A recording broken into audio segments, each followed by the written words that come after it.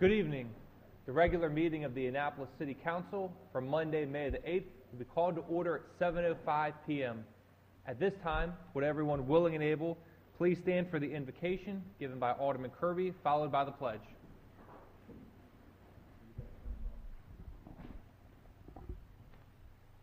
Good evening. Mr. Mayor, I'd first like to ask that Pastor Charles Carroll lost his mother over the weekend. She's Miss Betty Ann Weekly.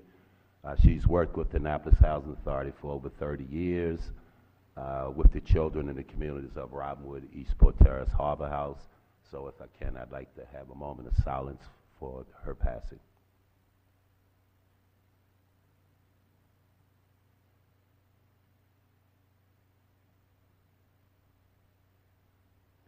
Thank you. Heavenly Father, I ask that you bestow your blessings upon this body as we embark on the business of the city, which each of us was elected to do. I want to thank you in advance because it's you who will lead, guide, and direct as only you can.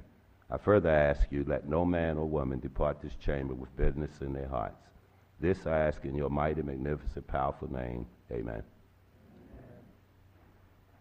I pledge allegiance to the flag of the United States of America and to the republic for which it stands, one nation, under God, indivisible, with liberty and justice for all. Madam City Clerk, would you please call the roll? Yes, sir. Mayor Panelidis. Present. Alderman Budge. Here. Alderman Payola. Present. Alderwoman Pendell Charles. Present. Alderwoman Finlayson. Present. Alderman Lippman. Alderman Kirby. Present. Alderman Pfeiffer. Present. Alderman Arnett. Present. Madam City Attorney, would you please present our first item? Mr. Mayor, the first item on the agenda is approval of agenda. At a request of one of the council members, is there a motion to approve the agenda as amended to add ordinance O2617, the zoning district boundary adjustment on first reader, and to remove the swearing in of police officer Stephen Abate? Second. Any discussion? All those in favor? Alderman Budge? Mr. Mayor, I don't have a copy of this ordinance, but I believe it addresses split zoning on lots. Being the owner of a split zoned lot, I need to abstain. Understood. All those in favor, please say aye. Aye. All opposed? Abstain? Madam City Attorney, would you please present our next item? Mr. Mayor, the next item on the agenda is ceremonial items, beginning with ID-191-17, City Council citation to Annapolis Film Festival. All right. If I could have Ms. Anderson and Ms. White join me at the front, please.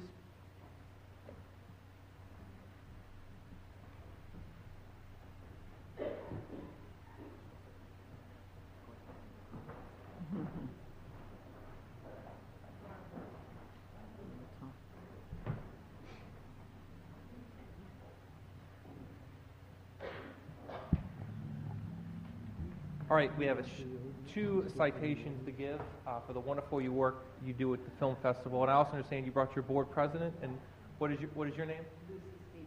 Lucy Spiegel. Now let me ask in the audience, how many people have been to the film festival this year or years past? All right. That's a good showing. That's a lot more than I thought. More importantly, how many people are going to go next year? There we go. All right, I'm looking back there. All right. Okay. So I'll read you the City Council citation. Before I do, let me just say thank you. You guys put on a great show every year. It's a tremendous economic benefit to the city. People come from all over it. It's grown. I remember 3 years ago what it was to what it became, and that's a beautiful thing to watch, of all.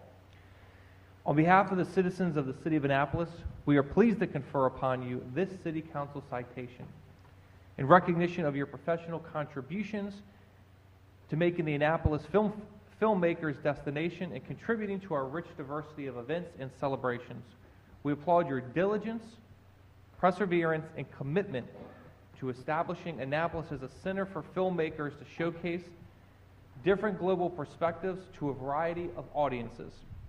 This year's film festival was touted as an international success due to the screening program, expert panels, filmmakers, coffee talks, and your in-depth interview in conversation.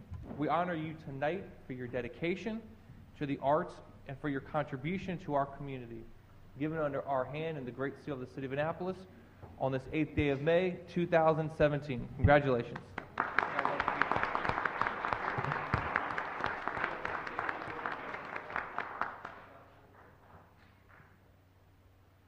Well, I just want to thank those of you that did come and our entire community that came out and supported us, and we hope that the rest of you will come next year.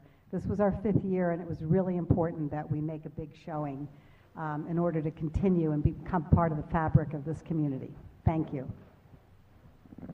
That's a tough act to follow. I just want to say thank you to the community. I think you've finally gotten the hang of it, learned how to fest and navigate and know where the venues are, and that's exciting. And we always intended for this to be something that everyone can participate in. We hope that continues, and we hope to see you next year. I too want to say thank you very, very much to all of the community who came out and supported us, from people in restaurants to people in stores to people who just came out and loved the festival. It was wonderful to come down the streets and see them so full and coming in and out of our venues. Thank you, thank you, thank you, and see you for the 6th one next year.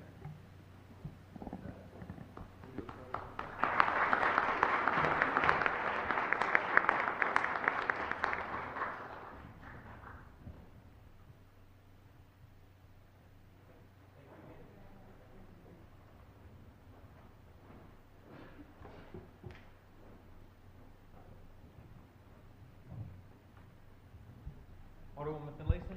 Yes, thank you. I would ask you two ladies to stay around if you can. Tonight is the night when all of the nonprofits come in and make their requests, so this might be an opportunity for you. Madam City Attorney, could you please present the next item? Mr. Mayor, the next item on the agenda is the swearing in of Police Officer Travis McQueen. All right, if you could join me at the front, please.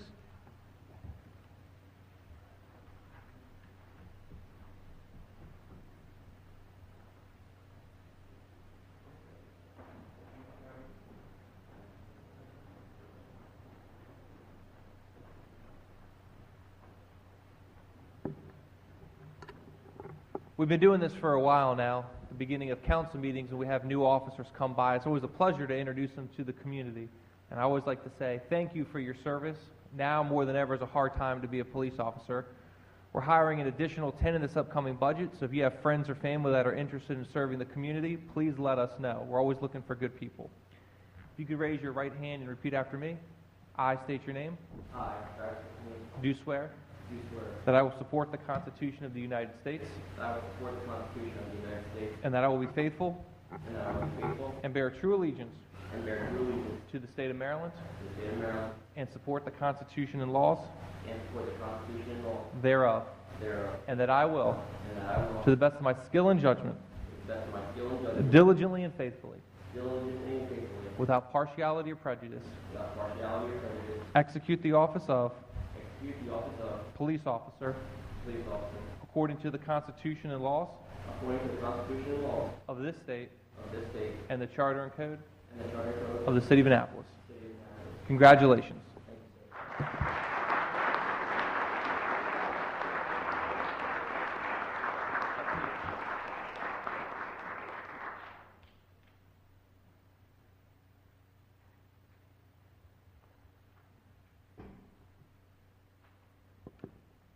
For everyone watching at home, he's signing the official book, so it's not official until he signs that. So now he's in.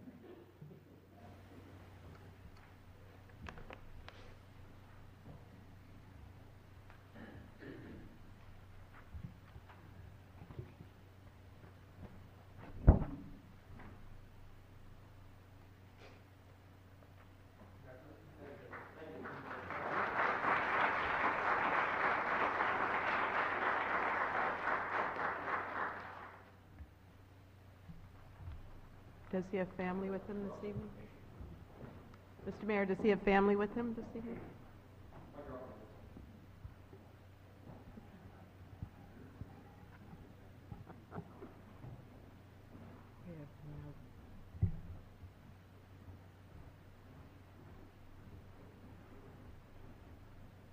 Madam City Attorney, would you please present our next item? Mr. Mayor, the next item on the agenda is petitions, reports, and communications, beginning with reports by committees. Is there any alderperson that would like to present a report? Alderman Budge? As Mayor, members of the public, and members of the council, the Transportation Committee will be meeting on the 16th at 6:30 p.m. here in these chambers.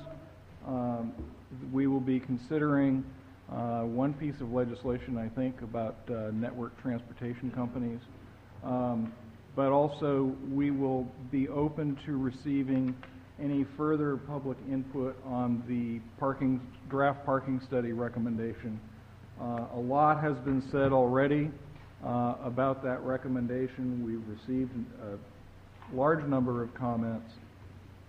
The contractor has issued some responses to those comments. If you want another opportunity to respond to the responses, you're welcome to attend the committee meeting and let us know what you think. Thank you. Alderman Pan?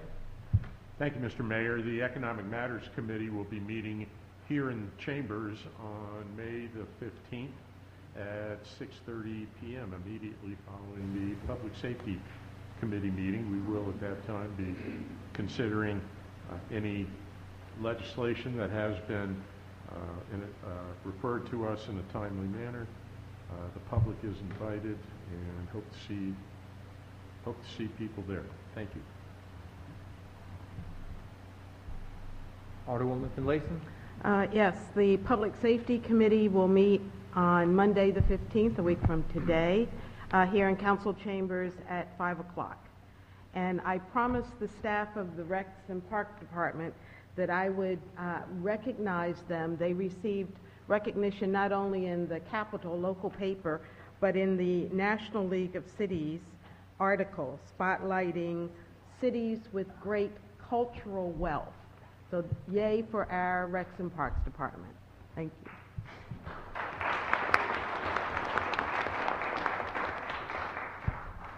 Is there anyone else?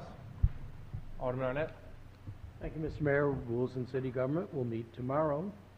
4 pieces of legislation, none of them controversial. At least we don't believe that until we go into the committee meeting. The one that's most noteworthy in my mind is a redefinition of police officer, which affects our adequate public facilities legislation. That's tomorrow at 4 o'clock. Anyone else? Madam City Attorney, would you please present our next item? Mr. Mayor, the next item on the agenda is report from the Finance Committee on the fiscal year 2018 budget and related legislation. Alderman Pfeiffer? Thank you, Mr. Mayor. Mr. Mayor, the Finance Committee has completed our annual exercise in reviewing the budget that you submitted to us and proposing a series of amendments for the benefit of our colleagues to consider at a meeting later this month or early next month. We basically, as we do every year, spend time with each of the department heads reviewing the request that was in your budget, asking them questions about the services they provide, and trying to drill down to whether they felt that everything was represented in the budget properly to deliver on the mandate they have to serve the community. We have a number of amendments that are proposed. I won't spend a lot of time going over them, as we will certainly get into this. There's also, I understand, plans to maybe do some sort of work session that would allow everyone to spend some time with these amendments. But the majority of them relate to basically a few positions that the committee felt were needed in a variety of different departments and how we deliver services. I would definitely call everyone's attention mostly to the Planning and Zoning Department that has such a critical role in all of the planning studies and all of the elements of development in this community that is such often a hot button issue. We, in this budget, have taken the mayor's funding for a new planner in that department, which will help us sort of expedite that process as projects come before them. The mayor's budget paid for that by converting a position which is titled Small and Minority Business Enterprise Director, which has been a long time function in the city, and that position is currently open. we have refunded that position. We think that is a vital role as well to serve the community as a liaison to small businesses and especially minority businesses who are trying to do what business and launch businesses in this community. And we added $200,000 to the planning and zoning planning studies. There was a number of studies that need to be completed before we can make any planning decisions going forward on a variety of complex problems. And we basically need to do our homework before we get into moving forward on anything. So we think that's a vital role. We can talk a little bit about the capital projects. You'll hear probably as the budget process unwinds. There has been a long time interest in the Finance Committee's point of view in the wayfinding system to help visitors move about town and find access to the parking garages and be able to sort of make them more profitable and better used and have our visitors and our residents ease in moving around our community. We fully fund that initiative, which has been long talked about, to be able to get those technologies in place to make that more efficient in our package of amendments. And a number of road projects that have long been talked about, Barbun Lane in the Alderman's district, the Maynard Burgess House across the street, where the city has spent a lot of resources trying to rebuild and reclaim a very historic, important building in our city, but has languished for a number of years. We're trying to put some dollars into moving that forward, as well as the Russell Street reconstruction, which has been talked about for many, many years, and those residents have not seen any relief in a road that has a lot of challenges. So there's some dollars this year to start that process off. I think I'll probably stop there because I can, all of a sudden it'll start feeling like a Finance Committee meeting where we'll talk for hours about stuff. But I would just like to thank everyone for their time, not only Alderman Payon and Alderman Arnett, my colleagues on the committee, but all of our colleagues who've spent lots of time there. We try and run the committee as a committee of the whole and take input from all of our colleagues and debate issues and get into that. And obviously we wouldn't be able to do any of the work without the work of our staff, the city manager, the finance director and his team in the finance department, Cindy, who basically keeps us on track and makes the process work.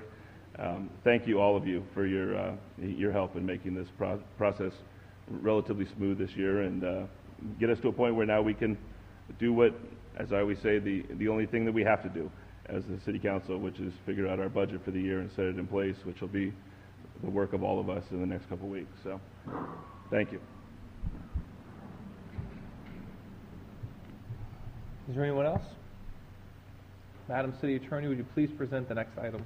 Mr. Mayor, the next item on the agenda is comments by the general public.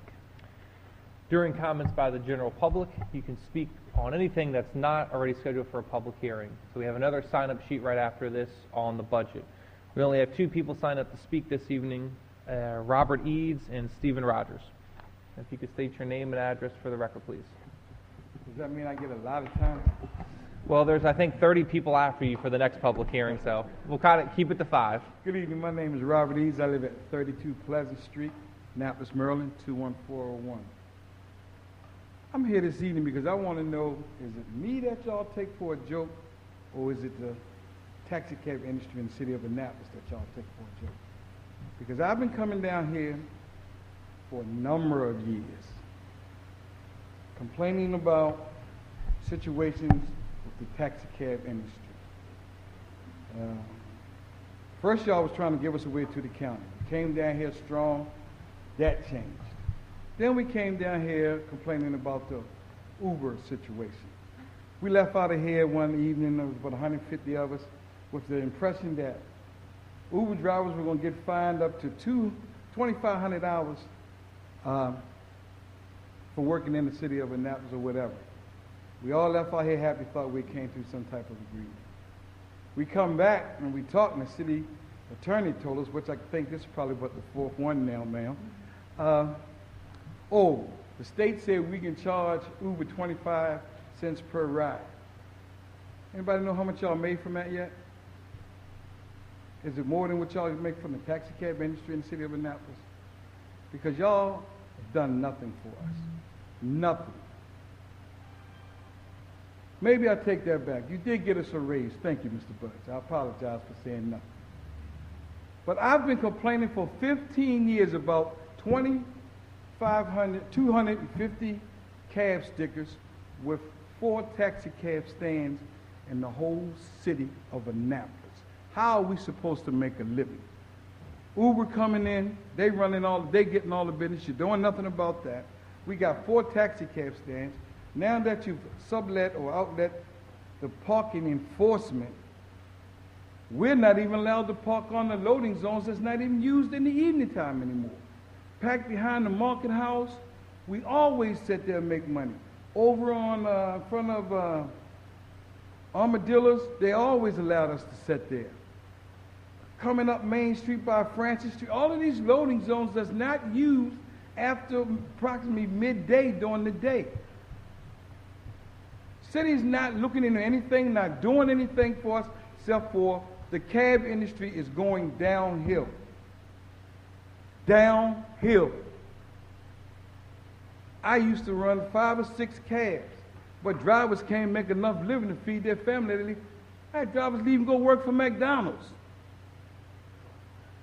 I had to lose my business because I'm not making any money. Everybody know about my Neat and Clean Boys and Girls Club. That's going downhill. I wish I'd have knew about that fund you was talking about. Because I can't even take the kids up to D.C. to the Smithsonian or Reginald North Museum or the aquarium or the Black Silhouette. Not that was coming out of my pocket because I was making a living. I'm scuffing to pay my mortgage now. What is the city going to do for the taxi cab industry? In this, do y'all care about us? Or is it that everybody's in Uber pocket? No offense to anybody, but it seems like nobody's doing nothing for us. Uber's making money. Everybody else is making money except for the cab industry. We've been in the city of Annapolis long before any of them. Please talk to these law enforcement departments. Give us a break. Give us a break. What are we supposed to do with 2 parking spaces downtown on Friday night with 30 cabs circling around with nowhere to park?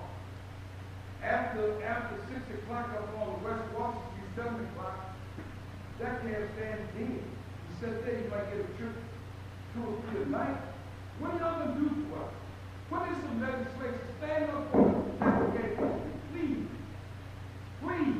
How to put her in college? How was in her school? My bride is yours. She deserves everything, and I deserve to give it to her. But y'all need to help me make my living.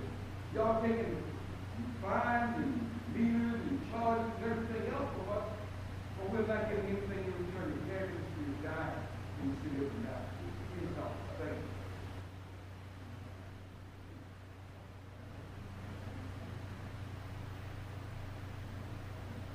you. Mr. Rogers?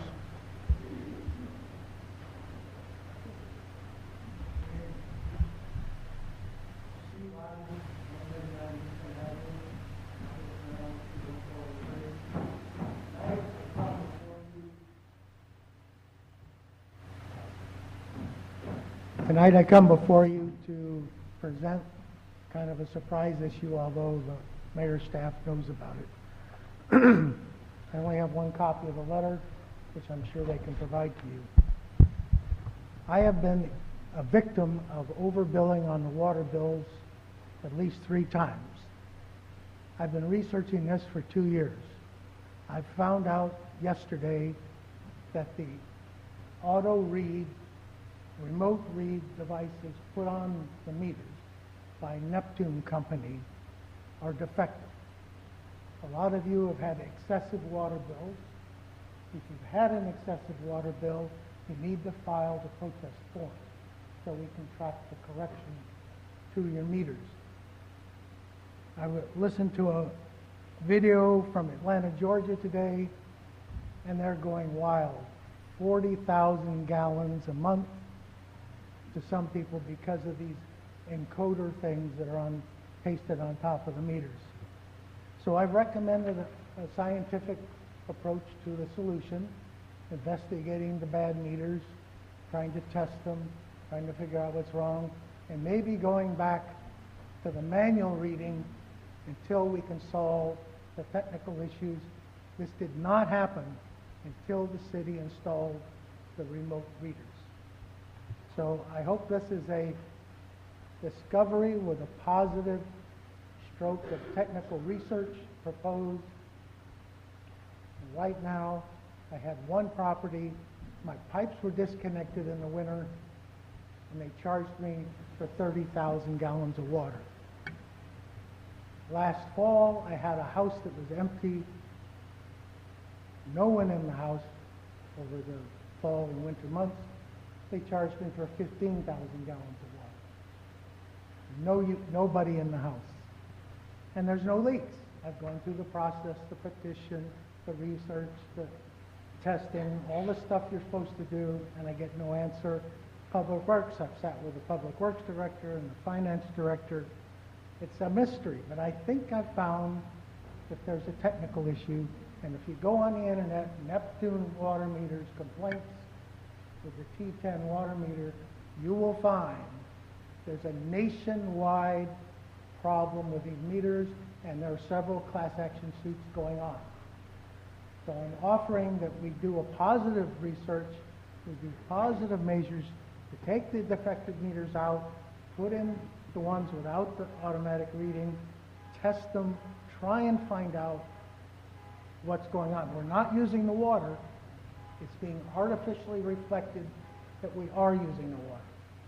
So I'm trying to put a positive twist on this, but it's a real hardship on us when I have to hand a $700 bill to my tenants and they didn't use the water.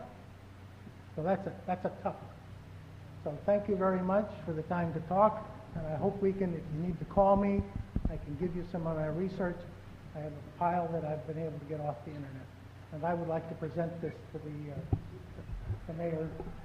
Who do I give this to? You can give it to Cindy right there. Mr. Rogers, thank you for coming forward. I'll make sure the city manager follows up with you tomorrow. Part of what we did is to make government more efficient and effective. You can pay your bills online, the circulator you can follow. So what we realized is somebody had to go out and measure every single water meter. So we said, is there an electronic way to do it? And we have had problems with people in the past. So I'm glad you brought this up to us. Well, I will mention that you were in the Capitol. You had this problem, and they never solved your problem. They charged you for 72,000 gallons of water. Yes. Yes. So part of what happens is people have a right to protest. And many people have done it before, and I'm sure many people will do it after me. Sometimes there's leaks, there's legislation we had introduced. I'm sure Alderman Lippman will talk to that in a second. But for anyone out there who's had an excessively high water bill, you can contact the mayor's office, Public Works. There's a petition form. We've waived fees in the past. We'll do it in the future. Sometimes it's a leak. Sometimes it's the meter. Not everybody has these smart meters, but we will look into this, and I'll make sure you get a personal call back. Okay, and I appreciate this opportunity, but it's interesting that our own mayor is a victim as well. Thank you. Alderman Littman. Thank you, Mr. Mayor. Mr. Andrews, can you make sure that Mr. Durrell or someone from the Department of Public Works reports back to the City Council? Let us know what the rest of the story is. Thank you, Mr. Rogers, for coming tonight. There's nobody else signed up to speak. If you would like to address the council, and again, we have 30 people signed up for the budget. Now is your opportunity. Seeing no motion, I declare comments by the general public closed. Alderman Finlayson? Yes, Mr. Eads made a request of us, and so I'm going to make a request of our city manager to investigate the use of those loading docks after loading dock hours by our cab industry. I already sent you a text about it, but we'll look into that, Mr. Eads. Alderman Arnett? Thank you, Mr. Mayor. Actually, the loading docks, I think, are a more generic problem. The hours are all over the map. There are loading docks on 4th Street where I can't imagine what's being loaded. There's certainly no active business that would be receiving deliveries and so forth. And the times of loading vary from all day long to usually in the morning. So probably is something that Public Works or whoever manages the loading docks needs to look at. So maybe we can look at late afternoon and evening when it's not as likely to have deliveries. Thank you. Alderman Kirby? Yeah, for the record, I spoke to Mr. Andrews immediately after the Spring Boat Show weekend about the loading docks. This is not the first time we visited it. I've also cautioned the members of the Transportation Committee that we need to revisit what happens with the loading docks before SP Plus tries to generate revenue after closing hours. The taxi industry has been asking us for that. So we really do need some star chances from SP Plus.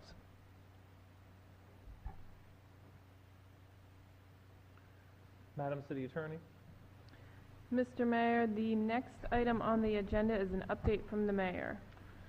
All right, we've had a busy month, so I wanted to give people an update.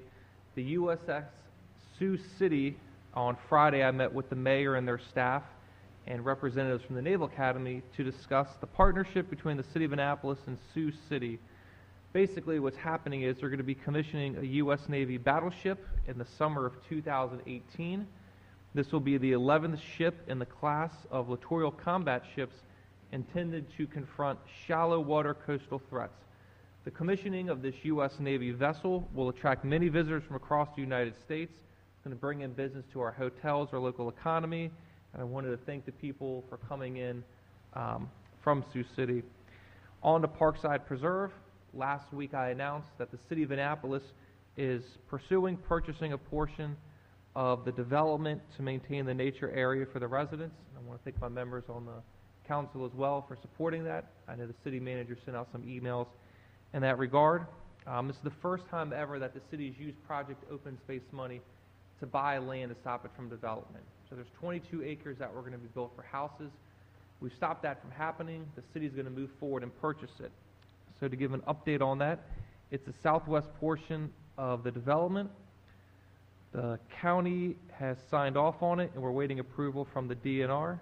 Last Monday, I signed the agreement to purchase the property from the subdivision. The city is going to pay $1.5 million for 22 platted and recorded lots. They were assessed separately for $1.7 million and $1.95 million, so we got them at undervalue. Discussions on purchasing the land with open space money have been ongoing for about a year. This didn't happen overnight. In an effort to minimize development and create a City of Annapolis nature area, I'm asking residents to write into my office, mayor@annapolis.gov. We're doing their suggestions on what we will name this new park and open space. We also have spring cleaning that's going on this week. Today was the first official kickoff of the first annual spring cleaning event from May 8th through the 12th. Employees of the city's Department of Public Works, along with different business owners, will be downtown and getting dirty to clean up the city, while the businesses themselves are responsible for cleaning the sidewalks in front of their buildings. Public Work will be out with city facilities and SP Plus to help clean the city parking garages. The city encourages everyone to use environmentally friendly cleaning products and solutions. The Downtown Partnership is working with local businesses along Main Street, Church Circle, State Circle, West Street, Dock Street, Maryland Avenue, and Market Street, getting them geared up. I will be out Wednesday morning lending a helping hand to area businesses that are out participating in the first annual spring cleaning event. Any questions, you can always contact my office, 410-263-7997. We have a flood mitigation is our next discussion. I want to invite all that are willing and able to join us at Susan Campbell Park on Wednesday, May the 10th at 11 a.m. In the wake of the early hurricane predictions, we're calling for a total of 12 named storms, hurricanes, 2 major hurricanes during the upcoming season. The city administration is going to continue to research solutions to address this. I've asked 2 companies to come forward and bring their flood control products to Annapolis and demonstrate their ability to diminish damage to the city and businesses if another storm was to take place. To make a long story short, we saw the need for a long-term infrastructure investment in short term. These people that are coming in, we saw a demonstration in New York City. They do this for the Department of Defense down in New Orleans where it floods a lot, so there'll be a demonstration You can actually see it down on City Dock Wednesday at 11. I encourage people to come. As I mentioned earlier, we were hiring swearing our new officer. The City of Annapolis is hiring lateral police officers. If you know someone who's interested in it, go to annapolis.gov for jobs. The starting salary is $48,425 and goes up depending on your experience. The last thing I want to update everyone on is the scam that's been going around. It's a BG&E scam. Some Annapolis residents and businesses have received phone calls from callers asking for payments on overdue utility bills by reloadable prepaid gift cards. BG&E will never call and ask for a payment by gift card. Always verify the identity of anyone calling regarding your account. In particular, calls regarding payment or questions about personal financial information. For more information, you can go to bgne.com. This happens every so often. We always want to update people on it. And that concludes my update from the mayor. Would you please present our next item? Mr. Mayor, the next item on the agenda is approval of the consent calendar. Items on the consent calendar include Journals of Proceeding, CCM 040317, regular meeting minutes, CCM 042417, special meeting minutes. On first reader, there's ordinance O-24-17, Boat Launch Enforcement Authority, which was referred to Environmental Matters Committee, and ordinance O-25-17, issuance of general obligation bonds and bond application anticipation notes, which was referred to the Finance Committee. That's the end of the consent calendar. Is there any objection or items you'd like to have removed from the consent calendar? Seeing none, I would entertain a motion to approve the consent calendar. Move approval of the consent calendar. Second. Is there any discussion? Madam City Clerk, would you please call the roll? Yes, sir. Mayor Panelidis, Aye. Alderman Kirby, Aye. Alderman Pfeiffer, Aye. Alderman Arnett, Aye. Alderman Buzz, Aye. Alderman Payon, Aye. Alderwoman Pendle Charles, Aye. Alderwoman Finlayson, Aye. Alderman Litton. Aye. The ayes have it. Madam City Attorney, would you please present our next item? Mr. Mayor, Question. Alderwoman Finlayson? Yes, looking at O-2417, the Boat Launch Enforcement Authority, do we want to send that to the, either the harbor master or someone that deals with our harbor? Maritime Advisory. Maritime Museum, or not museum, the Maritime Board. Advisory Board, yeah. Yes. Seems to make sense. We can refer to the Maritime Advisory Board. Yes, and the Maritime Harbor Advisory. Master is aware of it. I believe she was the one who initiated the conversation for this. Okay. Thank you.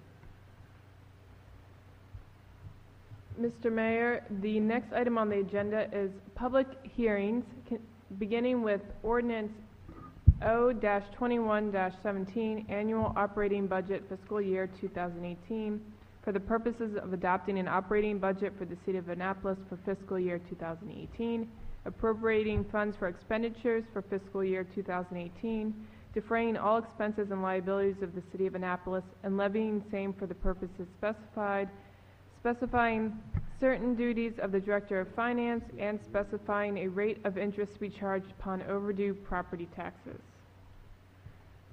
Thank you. We have a full list front and back, almost 30 people, so I might ask everyone to keep it to 5 minutes. And as always, if you could state your name and address for the record. Budget. The first 3 people signed up to speak: Cynthia Kerwasan, Linnell Bowen, Karen Klein. I apologize in advance if I butcher anyone's name.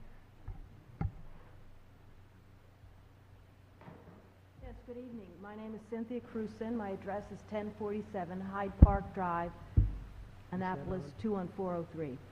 I am here on behalf of the Art and Public Places Commission. I represent Ward 7. As you know, we are short of funds to continue our initiatives. We've started many music programs and collaborations with artists. Cindy? You may be aware of the music down at City Dock during the summer on a weekly basis. But unfortunately, this summer, we can only have 4 performances because of the lack of funding. The City Dock Tango, which is the first open-air dance and music, live Latin American music, has been very successful. It's going to continue on this summer, but with no funds for a good sound system. So we have a lot of projects going on, and I ask you to sort of reframe what public art is and art in public places is, because it's really part of public health. So there's a lot of studies that document the benefits of art to public health in the communities. So we are partnering with the South Forest Drive business community. We want to get some beautification and art projects, pocket parks, other projects, live music in the summer. We do need some funding. It is, something that these funds come from the Department of HUD because we are concerned about public health in the communities, giving younger people things to do in the summer or at any time. Our City Dock performances really were focused toward the seniors in our community. We would get many of the folks from Heritage Harbor, Atrium Manresa. We really would like to get the seniors out in the good weather to hear live music. One item that we have big demand for, we have requests from the Naval Academy, from the Mitchell Gallery, and this will cost $15,000 just to reprint it. So you may be familiar with the catalog. This is also a walking tour and a bike tour, so it really gets people out, not only citizens but visitors. So this will cost $15,000 to reprint. We also are responsible as a commission for maintenance of existing public art projects throughout the city. So basically that's $10,000 every year to maintain existing projects. So in order to go forward with some initiatives and continue what we have started, including if you go down into the lobby, you'll see the beautiful art. Well, that takes funding. It's now being extended to the Harbor Master and also Pitt Moyer Rec Center. So these things take funding. Right now we're really on a shoestring budget, so we do request some more funding for these projects to keep the ball rolling. And thank you for your time. There's a lot of people to come after me. Thank you for the, I believe Alderman Budge has a question. Yeah. Pardon me? Ma'am. Oh, before you go, Alderman Budge, I wanted to say, I passed this out to the council. This was what each of the community grants got last year, this year, and my proposed amendments to it. So I believe you got $14,300 last year. You requested $1,000 more, and I included that in my budget. Alderman Budge? Yeah, can you clarify for us over the last year and with this year's budget, the council will have increased the funding to Art in Public Places Commission by 50%. And prior to that, it was a level funding at $10,000 a year. How are you doing these projects and these good activities that won't fit into this year's budget, but did fit into prior year's budgets? Well, we were just scraping by. We're all volunteers. We all volunteer our time. We've tried to have fundraisers. It's been really hard. A lot of people do donate their time. Musicians, they had a wonderful free concert up at Atrium Manresa just last week. The musicians donated their time. So we're relying on people artists and musicians to play for free, to give free art, but we really should be subsidizing them some. So that's a problem. Okay, any other questions? Thank you.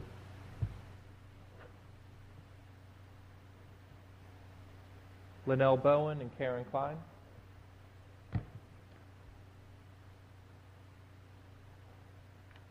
Good evening, Mr. Mayor and Aldermen. It's my pleasure to be here once again. I reside at 801 Chase Street, Annapolis 21401 most of the time, but not much longer. I'm retiring. The only thing older than I am at Maryland Hall is Maryland Hall.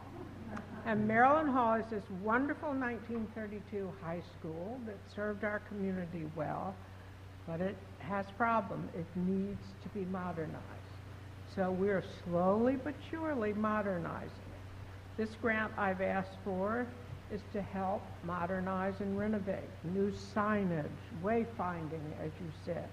Maryland Hall hosts over 200 events a year that require people to move up and down in our aged elevator.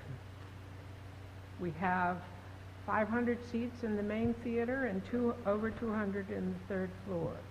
We have over 100,000 patrons a year. The elevator is worn out, and much of our facility is. We're getting there. We have movies, film festival, thank you very much, free concerts, exhibitions, countless meetings, lectures, recitals. We'll have every kid in Anne Arundel County in here this month for recitals. And it's wonderful. We have artists in residence, the Annapolis Film Festival, World Artist Experiences, all free events. These were free events. The Board of Education holds all kinds of meetings. Art Fest, we have Ram's Head Concert. The City of Annapolis holds its inaugural every year in December, already booked, I might add. Anne Arundel County is holding its budget hearing next week. So as you know, it's just a busy place. We have over 4,000 students of all ages, and it takes care of a lot of people in the community, outside of the community. 25,000 students come to a school show. It might be the only time they ever see a performance, and it's very, very good for them. School kids, the Bates Performing and Visual Arts students have really learned a lot at Maryland Hall, and I see a difference in that school. So every kid that gets some arts, it gives them something to improve. Our resident companies are world class. We have the Annapolis Symphony, the ballet, the chorale, the Chesapeake Youth Symphony Orchestra, and of course the opera. So many of these things I know you've come to, and I just remind you we just need some more renovation, and I thank you for supporting us over the years and supporting me. Any questions? Alderwoman Finlayson. This is not a question. However, I was serving on the board of Maryland Hall when we hired you. 21 years ago. 21 years ago? I wasn't going to venture a guess. True. True.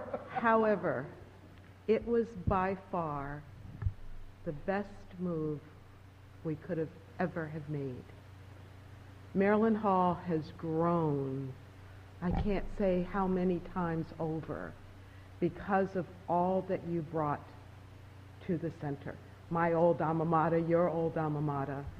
The city of Annapolis is truly grateful for all that you've done. I'm going to miss your retirement party because my father's calling me for command performance elsewhere. You know him, so you understand that. But I want to take this opportunity here to say thank you for everything that you've done, and you have grown Maryland Hall beyond anyone's greatest expectations. So, and I hope my colleagues will join me in saying thank you, thank you, thank you, Linnell.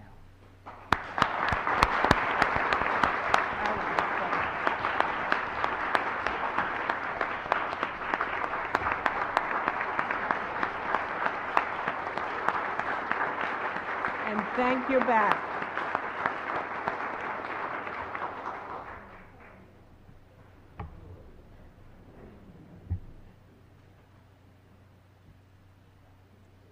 Good evening. My name is Karen Klein. I live at 1055 Norman Drive, apartment 203, Annapolis, 21403. I'm here representing El Centro de Ayuda, the Center of Help, and I'm very pleased to stand before you a little over a year after taking the executive directorship to inform you of all the changes and modifications and improvements that we've made to this organization. We purposed in 2016 to strengthen the infrastructure of this organization, from office efficiency and expansion to our board development and leadership. And because of these things, with all due respect to the other organizations that are here tonight, and not to minimize their work, I can stand before you in full confidence that there is probably no other organization who has improved and grown their organization in this past year as we have. And so I ask for the amount that you all have proposed to be increased to match what we have done and the services that we provide in this community. We will have seen over 3,000 people this year. We have increased our class sizes tremendously. We've taken on more office space so that we can host Maryland Help Connection now. We have a navigator there twice a week.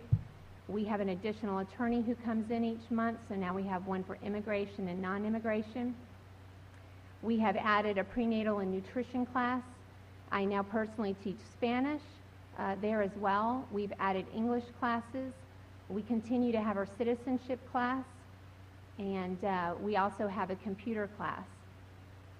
In addition to that, we started out when I took over with only me being a full-time position, and the rest of the staff, 3 others were part-time. We now have 3 full-time people, 2 caseworkers and myself, and we have 2 part-time people in addition to the volunteers that help us with our classes. I personally taught a 60-hour 2-week class to the county police called Bridging the Gaps, of which I'm sure you saw in the newspaper and on video. This was 60 hours in addition to the workload that I already do at the center. 20 officers were trained in language skills and cultural skills, and has made a tremendous impact in what they do as police officers. And as a former police officer myself, I was able to build relationships with them, and I now once a month go out on a ride-along with the officers to ensure that we're continuing to stay on top of the needs of the police department. We will also be doing this program again in the fall. Before you, you have letters of support from the county police chief, from the Hispanic liaison, from businesses, particularly in the downtown area. We have implemented something that this center has never done before. We now teach on-site English classes at Iron Rooster downtown with an invitation to 5 other restaurants so that we can provide this instruction right where they work. Many of them work 2 jobs, so it's hard for them to organize their time and have that time for class and come to the center. So now we are actually 2 times a week here downtown. We will be starting another one at a local hotel at the end of May. All these things have been provided by the center, including the county police program at our expense. And what I'm asking the city to do is to come alongside of us and to, in faith, invest in our future. We have to have the funding that I put on the grant. I did not overinflate the amount so that you would give us somewhere in between. I truly gave you a specific amount that is needed. Our budget increased by $70,000 this year, and so I'm asking that the monies that you provide will reflect the increase in our budget and the increase in our programs that we have so diligently done. I stepped out in faith as the director, and I told my board that I was confident that the city would come alongside of us in doing so. I implore you to read those letters and to consider all that we provide, that if the city had to provide the services that we do day in and day out, would cost you a tremendous amount more than what I have asked for. And so I do just ask you that you would take genuine consideration in the full amount that I put in our grant. Thank you so much for your time and your consideration. Thank you. And just to be clear, you're asking, we have 13,000, you're asking for 25, is that correct? I am, yes, sir. All right. Thank you very much. Are there any other questions? Any questions from the council? Thank you. The next 3 speakers are Gabino Aola, Merrill Oliver, and Leo Zafruzan.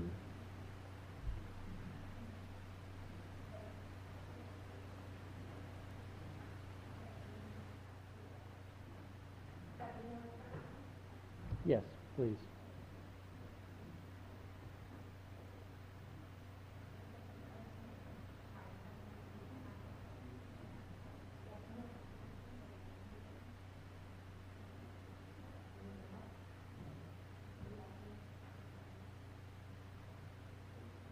So, Edward Flores is here to translate, because a couple of these people speak a little English and want to be able to convey these from their heart.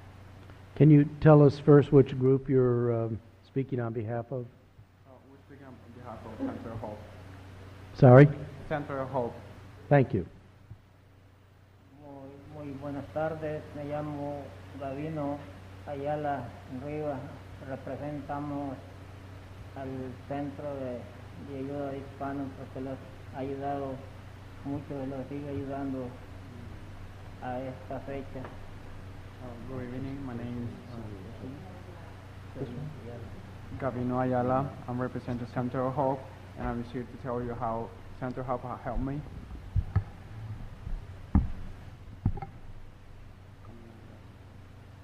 Me ha ayudado, yo desde el 2003 estoy en un proceso de una diálisis y yo cuando me han llegado biles, yo he corrido para centro de ayuda y siempre me han podido ayudar en ese aspecto a los hospitales. Me siento agradecido con la centro porque me ha ayudado mucho. So Center of Hope has helped me. I have bill expenses. I didn't know how to pay it, and the only program or center that could help me was Center of Hope. So I ran to them and asked for them for help, and Center of Hope has helped me pay my bills and getting a health insurance, so I could be able to pay my bills for dialysis.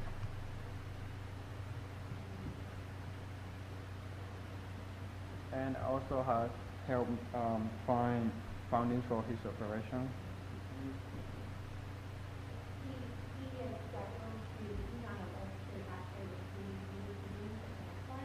And my caseworker did everything from start to finish to make sure that that took place. And she did an amazing work that I actually found out afterwards because the person on the other end called me and said that she had organized everything for that unit because she's been dealing with dialysis for a long time and he actually had to prepare everything over many months.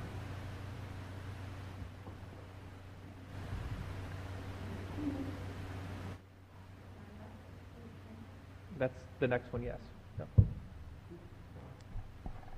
Buenas noches. Good evening. Mi nombre es Manuel Araniva. My name is Manuel.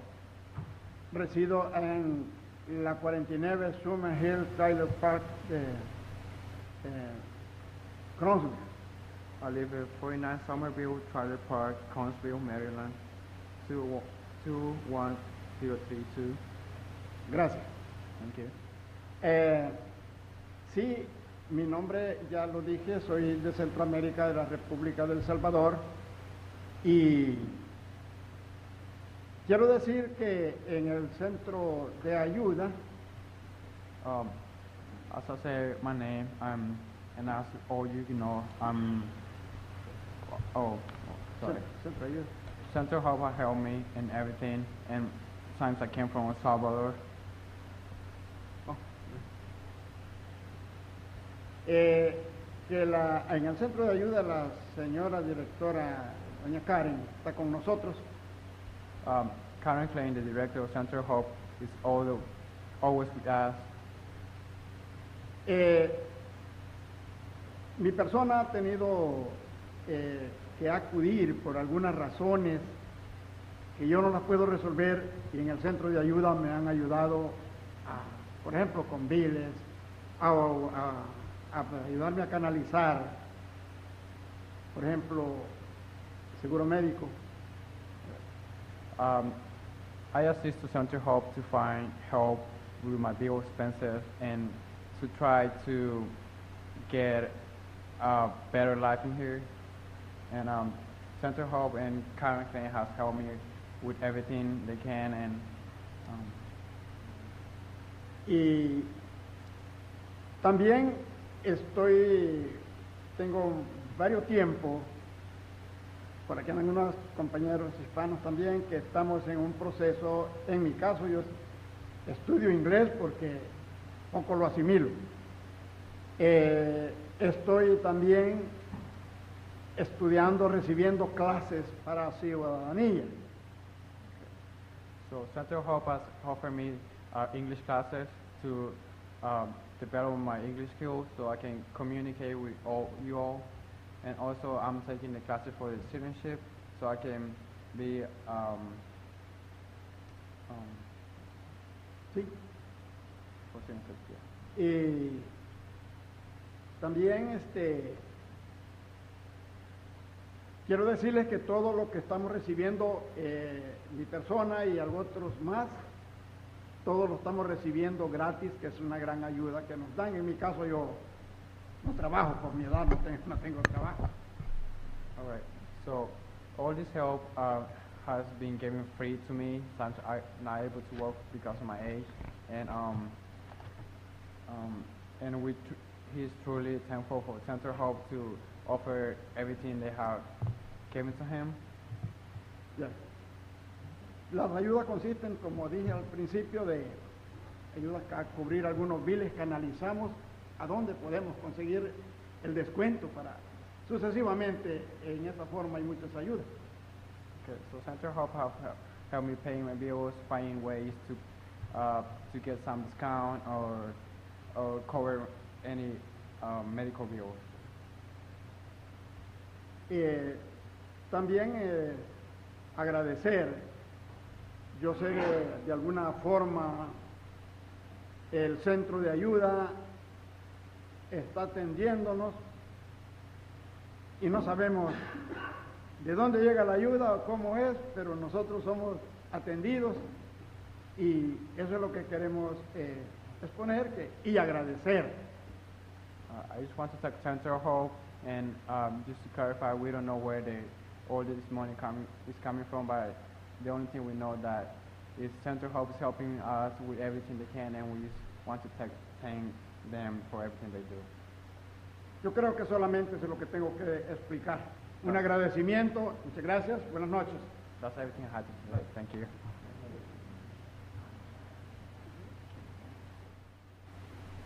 Hola, buenas noches. Mi nombre es Marli. Soy de Brasil. Y hago de mis palabras a mesma de José. Marli Oliver. Hello, my name is Marli Oliver. and she's from Brazil. Vengo a agradecer ao Centro de Ayuda, a ustedes también. I came to thank Center Hope and all of you for having me here. Aí estou haciendo inglés y la ciudadanía. At the Center Hope, I'm taking English classes and citizenship classes. You and Centro de Ayuda is my angel. Center Hope have been my angel. Thank you very much. Good night. Thank you.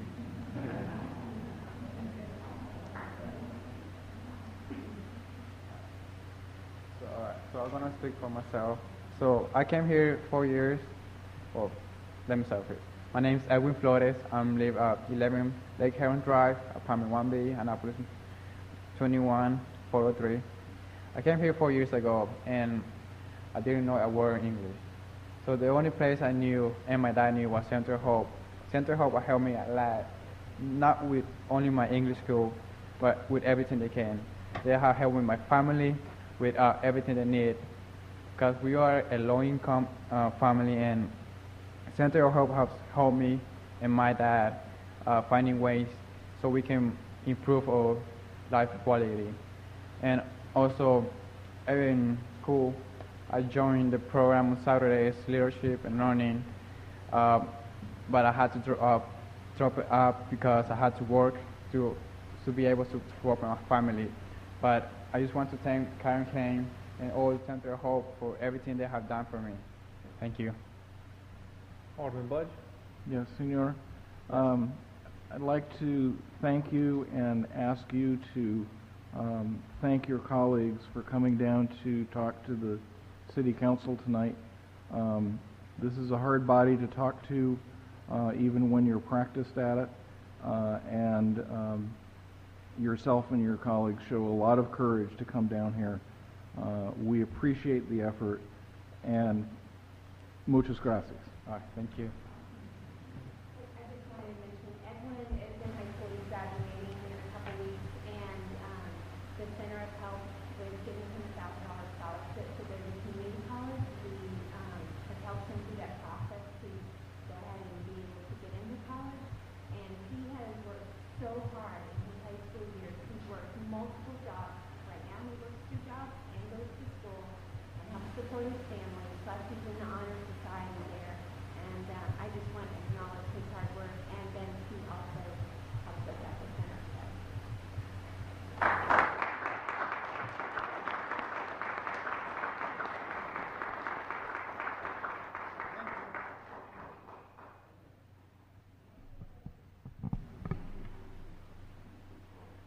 The next 3 people signed up to speak are Jeffrey Diggs, Larry Johnson, and Karen Colburn.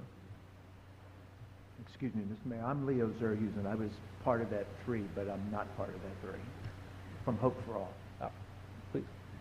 And Mr. Mayor and City Council, it's an honor to be here tonight to present to you a request that you reconsider the allotment that you have proposed for Hope for All for the 2018 fiscal budget. Hope for All is a 501c nonprofit. We are Christian-based. We work with all ethnicities, all religions, all creeds. We do not discriminate in any way, shape, or form. We serve all of Anne Arundel County, including the city of Annapolis. We have only 4 staff people, 1 full-time, 3 part-time, and I am not a paid position. I'm the executive director. We are volunteers, about 150, give over 15,000 hours a year to the work that we do. So what is it that we do? We were also the recipient of the Martha Woods Award 2 years ago from this said council, and I have met with you personally, Mr. Mayor. We serve the homeless families and children, veterans, seniors, disabled, and those suffering from social emotional issues. We have 2 programs. The first is called Houses in the Homes. Through this program, we receive referrals from HACA. Ms. Mary Ellen Turner is a constant request. We receive them from the Lighthouse Shelter, Blessed Tech Ministries. Let me check my notes here. DSS, I said, the school system, Al-Anon, and many other agencies. What we do is we help families change when they transition out of homelessness or if they are currently living in substandard conditions. We bring them furniture, clothing, household items, linens, children's, infants' wear, cribs, whatever they need to change that house into a home. This is done at no cost to these families. In the past 3 years, we have assisted 186 families in the Annapolis area. There is a manila folder that I've given to you, so if you get a chance, you can look through it. These 186 requests represent 236 adults and 336 children here in the Annapolis area, and does not include some of the work we do with the school system through our Head to Toe program, where counselors, PPW workers, and social workers in the school system ask us to supply clothing so that kids can continue to go to school. We work with Annapolis High School, Annapolis Middle, Annapolis Elementary, We've worked with Mary Moss, we've worked with Tyler Heights, and we've worked with Germantown East, or Georgetown East, I think it is. The total that we have spent over the last 3 years in either donated or purchased goods is $109,000 to these members of these families. We still have 3 months to go this fiscal year, and you can see by the statistics where we already are for this year. There is no let-up. It's not going away. And we really would like you to reconsider the support that you're offering us and work with us, especially to the House for HACA. Some of the families we visit, the kids are sleeping on the floor. There's no beds, there's no tables, there's no lighting, because most of them don't have overhead lighting.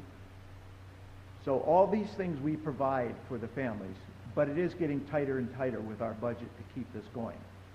It's, you know, and in fact, actually for a while, we had asked Mary Ellen to hold off because we were getting behind in our budget. Now things have picked up, and again, so we just ask you to reconsider what you allocated for us for this coming year. We've been in the Annapolis area for more than 3 years, but we just gave you the last 3 years of what we've been doing. And like I said, it doesn't include also what we've helped the schools with in the city of Annapolis. I thank you very much. God bless you. And does anybody have any questions? Just want to say thank you for all the work that you do for the community. Alderman Kirby? Yeah, so do you have other funding sources other than the city? Well, most of ours, we try to write grants. The county basically took away the funds from the 501c3s, and we've not heard if we're going to fall under anybody for next year. We do fundraising on our own. We have a Sharing Hope campaign. We run a yard sale. Any way we can do to get the funds that we need. It is costing Hope around $200,000 to $230,000 this next year to do this program. And as I said, there's no bonuses. The people are paid. They're paid their salaries. They do get something at Christmas. Nobody else is paid. Any monies that are left over are just put back into the program. And Hope has been in existence for over 16 years. And is this the initial year you've asked the city of Annapolis for funding? Yes. Okay. Thank you. Alderman Finlayson? Yes, do you take donations, furniture, and is that information All in your that brochure? information should be in there. Those are a couple of the families that you see in the brochure that we've recently helped. We have a lady right now who's HIV positive. We've had a pregnant teenager from one of the schools that we've had to help with. She had absolutely nothing for this newborn child, and we basically gave her furniture and everything she needed for that baby so they could start over. You know, when you go into the homes and you see people sleeping on the floor and kids wearing the same clothes day after day after day, it's pretty heart-wrenching. And Annapolis, believe it or not, has been one of our largest recipients in the county. And this is the capital of our state. Next would be Brooklyn Park, that borders in Anne Arundel County, Glen Burnie, Severn, Pasadena. Believe it or not, though, we even had families in Davidsonville, Severna Park, Crofton, and Gibson Island area. You provided us with a packet of information, but if the community would also like to make contributions, yes. How do they do that? Well, if they want to donate, they can call us. Basically, in furniture, we only take the basics. We take dressers, end tables, nightstands, lamps, kitchen tables and chairs, upholstered furniture if there's been no pets and no smoke, no rips, no tears, no odors. We believe in the dignity of the person. That is ultimate with what we do. 50% of our clothing that we get, we have to throw away or recycle because people actually give us dirty, trash clothing, and there's no way we can wash it off. We'd be 24 hours a day, 7 days a week, just trying to keep up with the laundry. So we also take household items, love seats and sofas, I mentioned, those sleep sofas. We take household items, pots, pans, dishes, linens. These are really important because we go through so many because we have so many families. And then we also, we do accept clothing, but we try to taper that off because right now we have an abundance, okay? We take yard sale items because the yard sale, believe it or not, our yard sale generates for us in the course of a year about $30,000, and we do it once a month. And that is big because that goes to a lot of buying the beds. We buy bunk beds, we buy beds for the kids, we of course all their underwear and socks. We try to buy them all new athletic shoes. And if anybody ever wants to make a financial contribution, our website, go to it. There's a Donate Now button. Our website's pretty easy. It's right on the card, so I'm not going to have to repeat it to you. So, anybody else? Thank you. Thank you very much. God bless you. Have a great night. Thank you.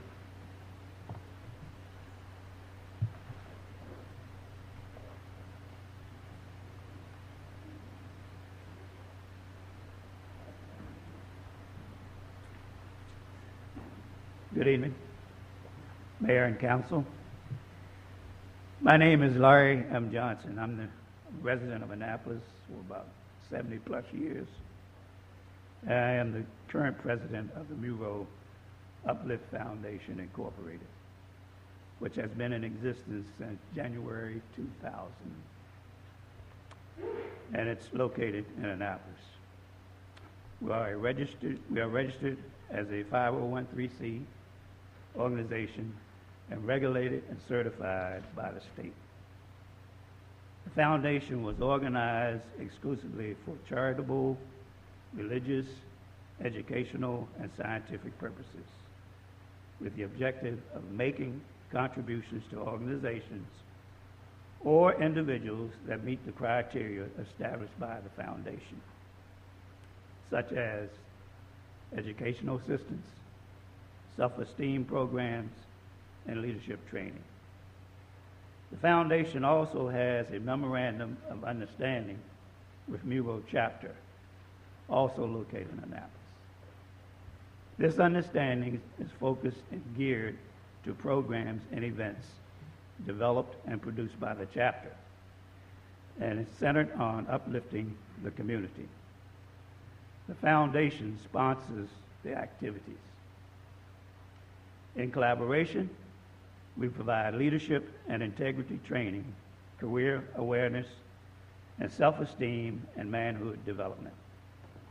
The foundation is the fundraising catalyst. The chapter, Muro Chapter, is an affiliate of Omega Psi Phi Fraternity Incorporated. It was chartered in 1964 in Annapolis. The fraternity, which we all believe in, our four cardinal principles are manhood, scholarship, perseverance, and uplift. We have one of our four founders of the fraternity, who had one of the founders of the chapter of the fraternity. Bishop Edgar Adams Love pastored at Asbury United Church, Methodist Church on 87 West Street for 3 years. And this is historical significance. Because of this, Muro Chapter was asked to participate in updating and renovating and maintaining 3 rooms at the church. The foundation became involved because of its relationship with the chapter. The church, in its community outreach, continues to make itself available to host and have meetings and events on a regular basis. The organizations using the facilities are civic, private, public, and open forums, such as the Annapolis Police Department Community Outreach, and I heard tonight the Annapolis Festival use it as a venue.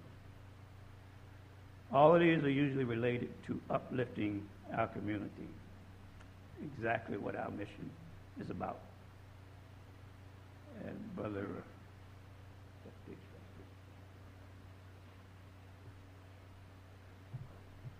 good evening. My name is Jeffrey Diggs. I'm the bosses or president of Muro Chapter here in Annapolis, Maryland. Before you, there's a package that was sent. There's a PowerPoint presentation which talks about the Bishop Love Conference Center to be constructed within the Asbury United Methodist Church. This conference center is to be state-of-the-art. It's to be a conference center that will meet the needs of a lot of the businesses here in the city, targeting some such places as the Lowe's Hotel, which is less than a half a block away from the facility. There is that need for conference space within the city. This would meet the needs for that, along with other organizations. The goal is, like I said, to become a state-of-the-art. It's not just a mere space. And once this thing is constructed and completed, it should be self-sustaining. That's the design. As they rent it out, it will pay for, they will generate funds for upkeep and for the opportunities of upgrading this facility. Again, this chapter of Miro chapter of Omega Psi Phi Fraternity Incorporated has a long-standing history here in the city. Our relationship, some of the more minor ones is we have with Wiseman Park on 20 West Street. That's where we actually take care of that park for the city. Right across the street from Asbury Church is Department of Social Services. We have an agreement with Anne Arundel County Department of Social Services. We actually operate a fatherhood program there on a weekly basis every Thursday night out of there, where we work with the fathers that were sometimes court ordered into a system for non-payment, for non-support and those type of efforts. And we do job training. On occasion, we do mental illness awareness, the need for taking care of the children. So we have that long history here in the city, and don't plan on going anywhere anytime soon. And I thank you for your time. Alderwoman Finlayson. Mr. Diggs, I was looking through your packet. The second and third levels, are they ADA compliant now? No, they're not. That's part of what we have to do. Okay. So I see it's a $6,000 price tag to make it ADA compliant? Yes.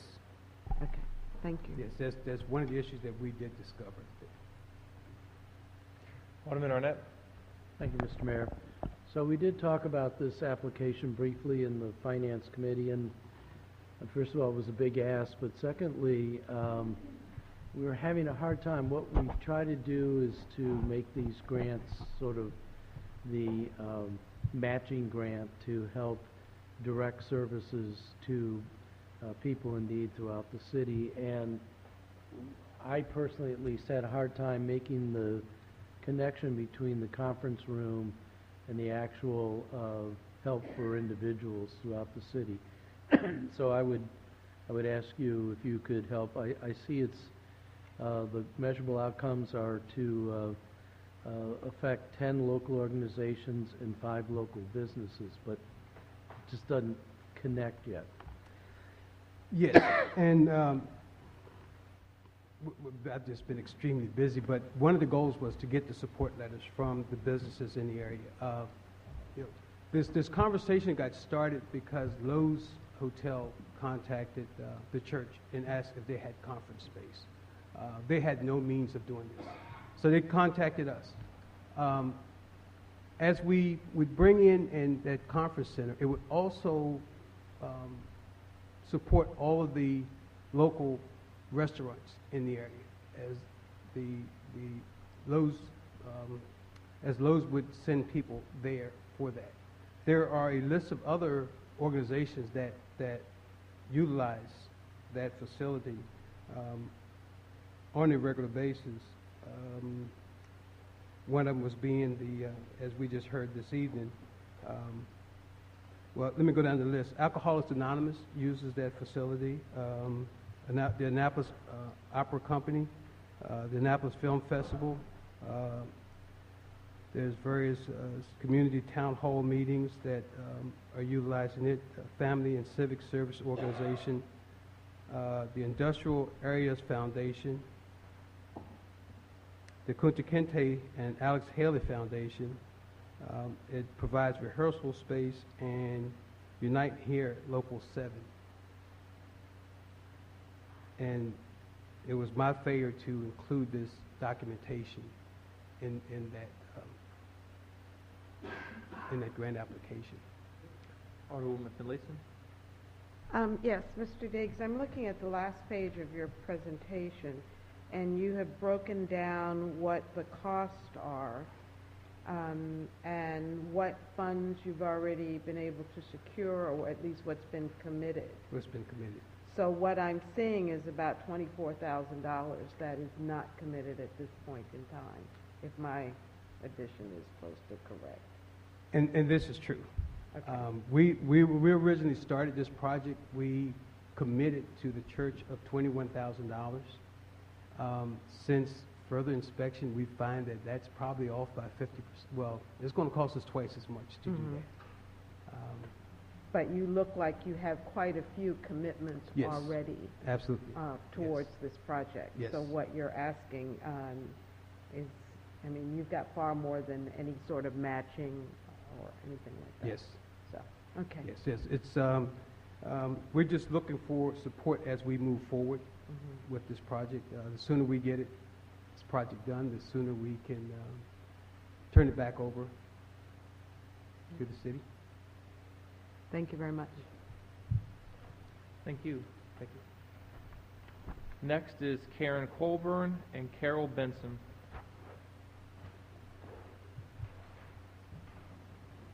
Good evening, Mr. Mayor and council members. I'm here tonight. I'm Karen Colburn. I'm Box of Rains Executive Director. My address is 981 Diggs Road in Crownsville, 21032. And I'm here tonight simply to thank you for the budget allocation that the money you've allocated for us for 2018. We're very excited about this program, and this will go a long way toward helping us with the plans that we have in place. And I wanted to update you a little bit. I have a handout for most of you. I think I was a couple short, and I apologize for that. But a handout that will update you on where we are with the program. We're growing at quite a clip and starting to see some results. We have already served 70 at-risk children with this program since we launched it last fall, and we'll serve 100 in 2017. We've been at 6 sites. We've been in 3 elementary schools. We ran a program at Annapolis Middle School and at Annapolis High School. And we also recently did a pilot experiment program in community program at Woodside Community Gardens, which was very interesting and was turned out to work quite well in community. We now have a staff of 10 part-time trained employees delivering the program in the schools, and that includes 2 career counselors and a volunteer outreach coordinator to take the interests that these kids develop and help them build on that until the next session. And as you probably know, this is a program that is progressive. They start in 5th grade, they go through middle school, through high school, and there we start working with them one-to-one on job placement and helping them achieve their dreams. So I just wanted to invite you tonight. We have a program going on right now at Georgetown East. We have 4 more weeks left on it, and I would love to have you all come out and do a site visit if you'd like to see it. It's on Wednesdays at 4 o'clock, Georgetown East, and that is the Create the Story of You program. So do you have any questions about the program at all? Alderman Arnett? Thank you, Mr. Mayor. I was at a meeting with one of our sister cities, the sister city from Brazil that is also the sailing capital of Brazil. And all this information was laid out for those of us who were attending. And I must say, first of all, I was shocked because I'd lost track of what you had been doing for a while, and it has grown immeasurably. But I can report to you, Mayor, that the delegation from Brazil was quite impressed, and I think we'll want to learn from what we've done, or you have done, with this program. So, and we talked about possibly having you come and speak at a council work session, just because I don't think we always are on top of all the really wonderful things that are going on in the community, including your program. And I saw you were in the paper today. Yes, thank you. That was wonderful. 15 years, I think, of longevity is, as all of these nonprofit people will attest, longevity is a big thing in the nonprofit world because it's not easy. So thank you. Yes, we have grown. We started as a maritime camp, and now, my goal as executive director has been to make sure that we continuously engage these children and we keep our arms wrapped around them all the time, because you can lose them. You can lose them in a month. So we have programs going all year round now. Thank you.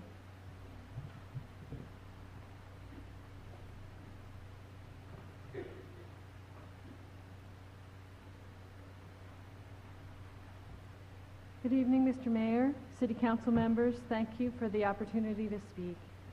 My name is Carol Benson. I'm Executive Director of the Four Rivers Heritage Area, and my address is 2306 Whitehall Road, Whitehall, Maryland, 21161. I'd like to thank you for your past support of Four Rivers through the Community Grants Program and for again recommending funding as a line item grant this year. The Four Rivers Heritage Area is one of Maryland's 13 certified heritage areas in a statewide program called the Maryland Heritage Areas Program. This program strategically impacts economic development through preservation and heritage tourism throughout the state. I am pleased to share that this year, through a concerted joint effort by the 13 heritage area directors, state legislators, and heritage tourism and preservation leaders, that the cap on this program's funding was raised from $3 million per year to up to $6 million. This means the potential for many more project grants across the state, which is good news for every heritage area, including Annapolis. The Annapolis City Council was part of the certification process that created our organization from the very beginning. The statewide Heritage Areas program provides funding to both capital and non-capital projects located within heritage area boundaries, and the City of Annapolis continues to benefit substantially from this funding. The city's support is crucial to our operations. The city's funds are part of the dollar-for-dollar match that we are required to raise in order to receive an annual allocation of $100,000 from the state through the Maryland Heritage Areas program. We depend on your support to raise that full amount. Our organization works year-round to bring state funds to local museums, historic houses, heritage organizations, and even to projects by the City of Annapolis itself. Four Rivers is the only entity through which heritage-related nonprofit organizations and municipalities here are eligible for the matching Maryland Heritage Area grants. And since certification in 2001, Four Rivers has brought more than $4 million in match program and project grants, leveraging over $14 million of total project support. The Heritage Areas program does its good work by leveraging every dollar and by strategically focusing funding only to the designated areas. Our heritage partners depend on this funding for critical upkeep to their brick-and-mortar buildings, for capital improvements, and for new or refurbished exhibits and other projects that bring the heritage tourists here each year. We also offer collaborative programs such as the Maryland Day Celebration that marked its 10th year this year, offer workshops and networking, and convene our stakeholders together, including Anne Arundel County Public Schools, to work elbow to elbow to solve problems we all face collectively.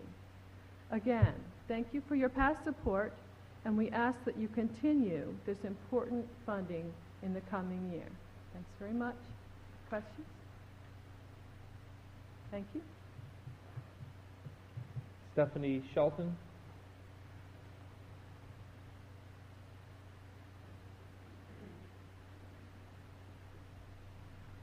Hello, good evening. My name is Stephanie Shelton, 1740 Forest Drive, Annapolis. I am so honored to get to be here tonight to talk to you for just a few moments. I'm coming on behalf of the Backpack Buddies program.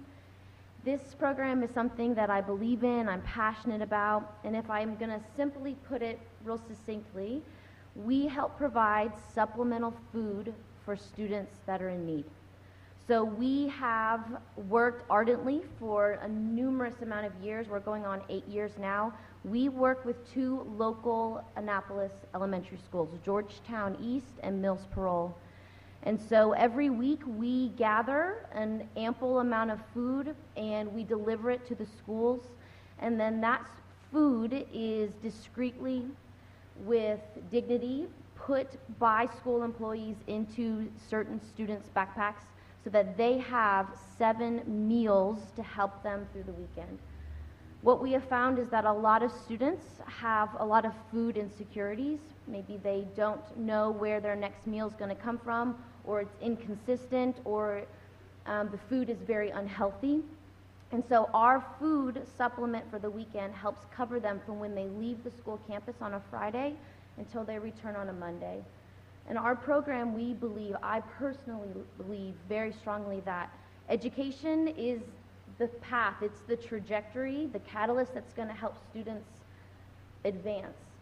But if we don't have students in the classrooms that are being fed and sustained, if their bodies aren't getting adequate food, then their ability to perform in the classroom or not to perform in the classroom is going to be hampered. And so I feel like we're on the front lines. We're helping students give themselves their best foot forward. And by providing that food, we're helping them do that. Couple of extra tidbits of information. One of the things I love about our program is that there's no overhead. Our program, any money that we receive by a grant or by a gift goes completely towards our feeding program. We don't have any paid employees. It's completely volunteer-based. And so I think that's a really beautiful thing about our program. One thing I want to point out too, right now we serve 80 students. We're anticipating that to increase with the redistricting and different things that are happening within the Annapolis schools, especially our 2 schools.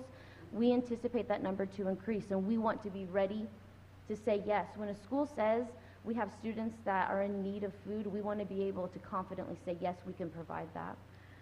Additionally, we've been going on for about 8 years, but we're still constantly growing and developing. This year, for example, we developed a survey that we gave to all of our students, and it was for even the non-readers. It had pictures of all of our food, and students could circle, yes, I like this, there's a smiley face, or no, I do not like canned tuna.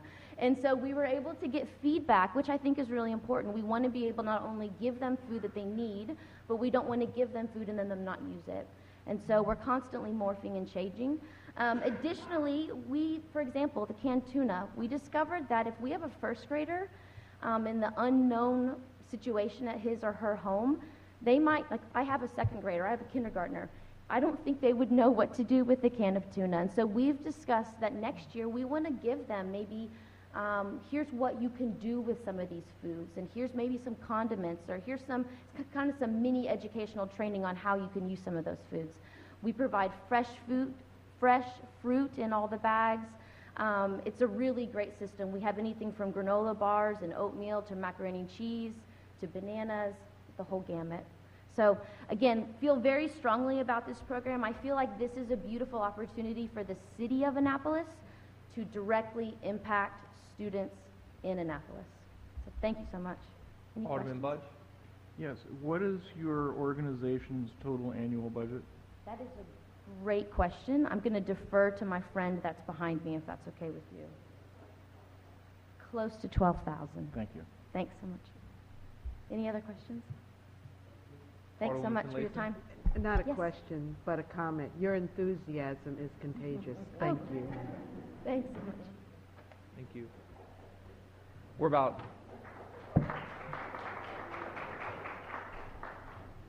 halfway through. We're going to take a 10-minute break and reconvene at 8:55.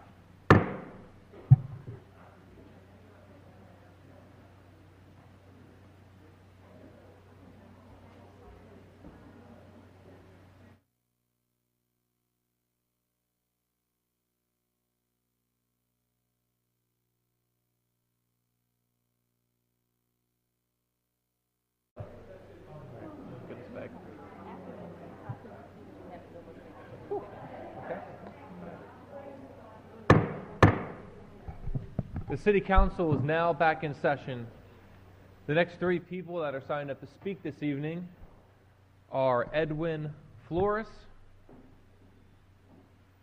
Delmy Torres, and Robert Stroop. And again, if you could state your name and address for the record, please.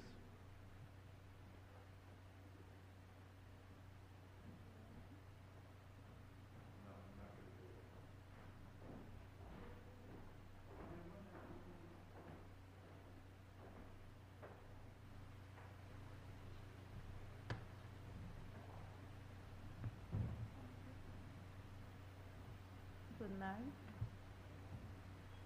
My name is Maria Zúñiga. I student in Centro de Ayuda.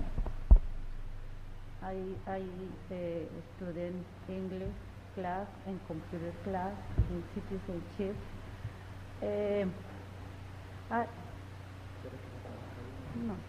I think this is es important. This is the Centro de Ayuda for this is the Hispanic people.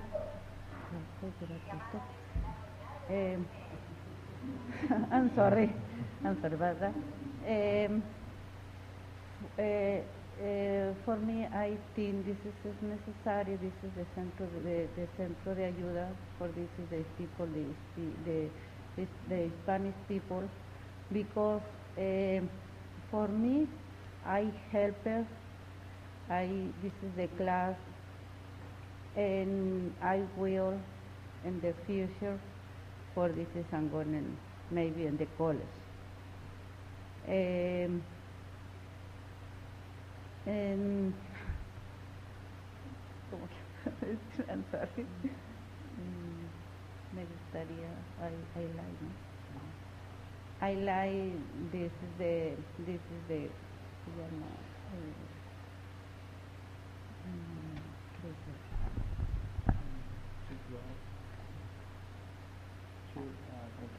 ay, que quisiera que pusiéramos el punto,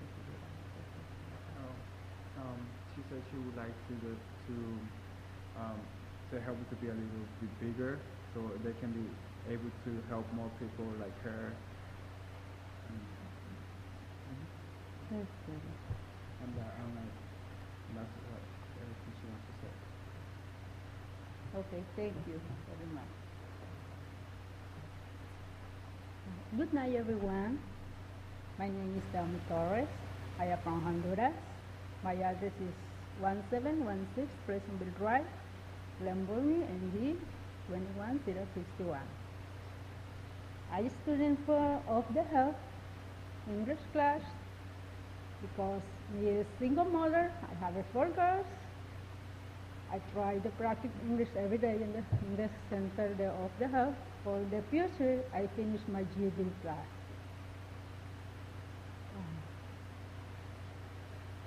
Speak half in English and Spanish.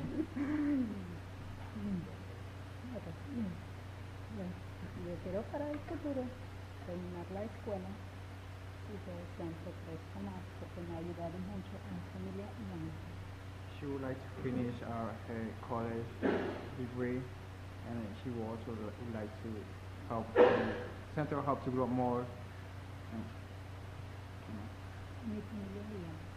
And because Center Hope has helped her and her family, she's a single mother with 4 kids, 4 daughters. And Center Hope has helped her in everything they can. And she's a student, and she wants to give a better life for her daughters.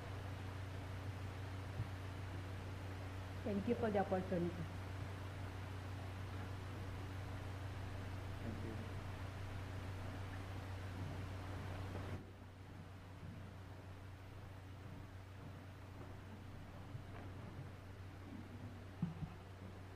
Good evening, Mr. Mayor, members of the City Council. My name is Robert Strupp. I'm the Executive Director of Baltimore Neighborhoods Incorporated. Our address is 2530 North Charles Street, Baltimore, Maryland. We are a nonprofit 501c3. I appreciate the opportunity to speak with you this evening.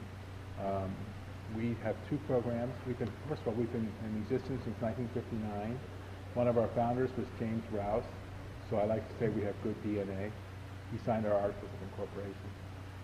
We have two programs. We were founded as a fair housing organization almost a decade before the Fair Housing Act to work for housing justice and integration and end segregation in Baltimore City housing. We grew, and in the 90s we launched a tenant landlord program, and I'm here to talk to you today about our tenant landlord program. Our tenant landlord program receives statewide thousands of calls and inquiries from tenants and landlords who are looking to do the right thing. We provide guidance and information about rental housing, and as you know today, rental housing is a critical shortage of affordable rental housing in the city of Annapolis and throughout the state. So we have 3 counselors who receive inquiries mostly by phone as well as electronically, who respond to those inquiries on behalf of both tenants and landlords without charge.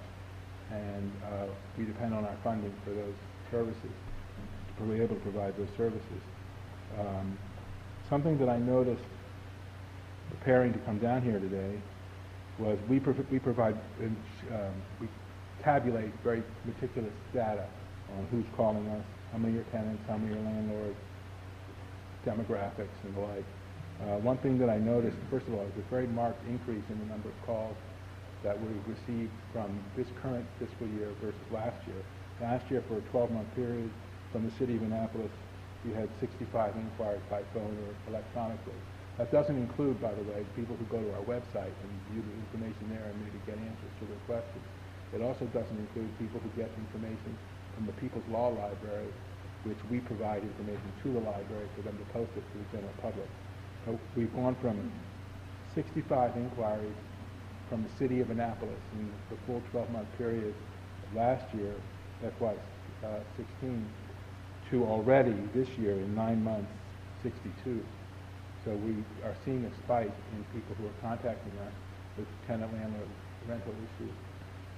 And not only that, but the number of who are landlords has risen from 5 a month to 9 a month.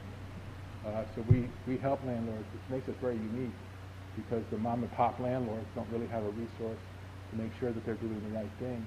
And of course, many of them are housing the low and moderate income tenants that we care so much about. So we're providing a very valuable service. I think we could be providing more. And in fact, I have to say to you, I was thinking about this while I was sitting there waiting for my opportunity. It took me an hour to drive down here. I've been sitting here for a couple hours, and I've learned a lot. But it's also important, not just for the funding that we're asking for, but for us to have an opportunity to share with the public and with you all that we're here and we're providing a service and information to tenants and landlords so that they can do the right things. We can prevent evictions, and we can prevent people from living in slum conditions and blight. And that's why we're here. And, you know, I learned a lot from other people, but I also want people to learn that we're here and what we do. And frankly, we asked for $3,000, which I think is a rather modest sum. We've been recommended for $2,000, so I'll ask you to keep in mind maybe a reconsideration back to our ask based upon the importance of what we do and some of the data that I'm sharing with you here this evening. Thank you. Forgive me, but which group are you representing? Baltimore Neighborhoods Incorporated. Oh, okay, thank you. Thank you, I got it. Sure, thank you. Alderman Kirby? Yeah, I know your numbers are growing because you get a lot of landlord tenant complaints that's not affiliated with the housing authority or Bay Ridge Gardens. Those private units. Yeah, I'm steering a ton of them your way. So you must be doing a good job because I haven't gotten those many calls, but I have steered some people your way. Appreciate it. Yeah, so thank you. Thank you. The next 3 people that are signed up to speak this evening are Doug Smith, Joanne Matson, and Robert Clark.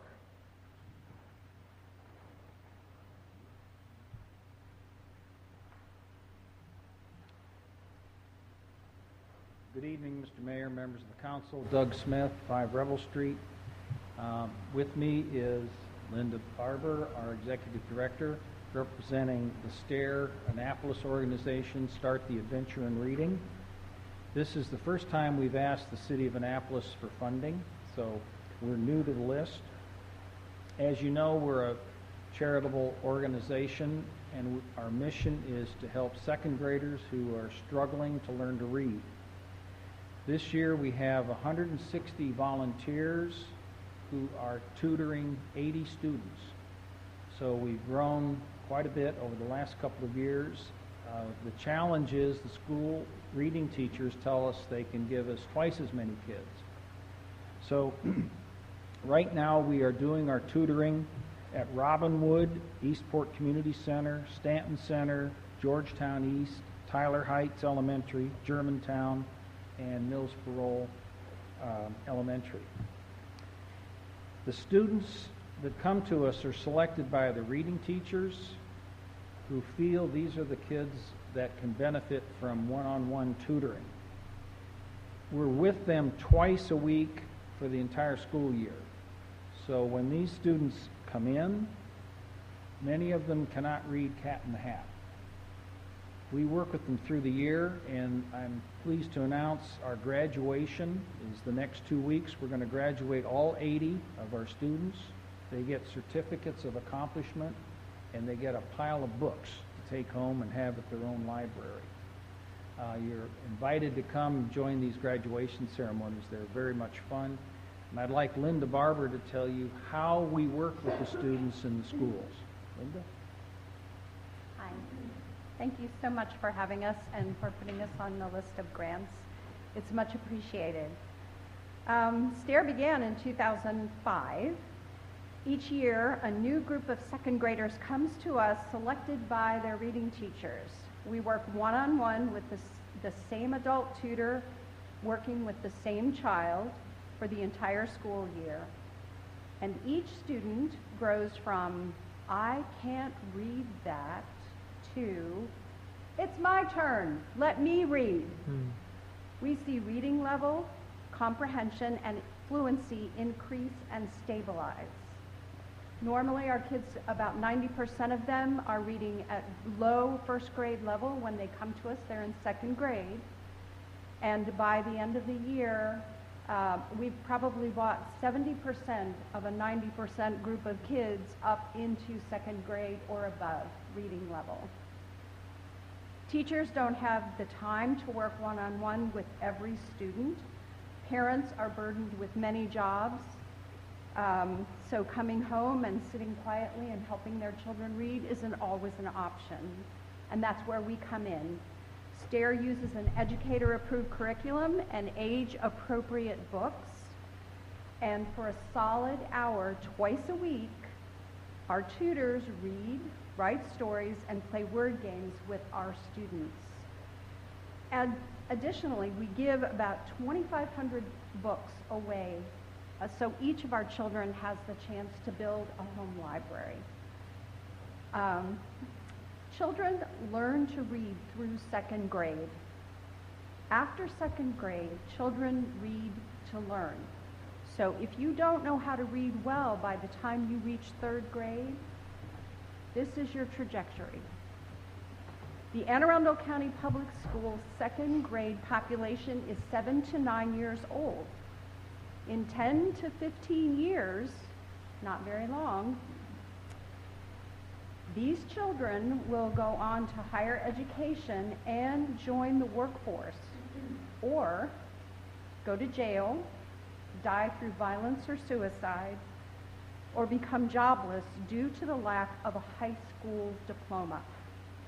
STAIR, us, our volunteers, who love the kids and are amazed by all they do, believe in, and create, believes that reading is the pathway to higher education. So thank you again for your grant. It's much appreciated. There's a lot of need in this room. I don't envy you your decisions. Thank you. Any questions? Alderman Pan? It's a great program. My wife has taught in that at Robinwood and thoroughly enjoys it. Come be a tutor. We would love you. Thank you.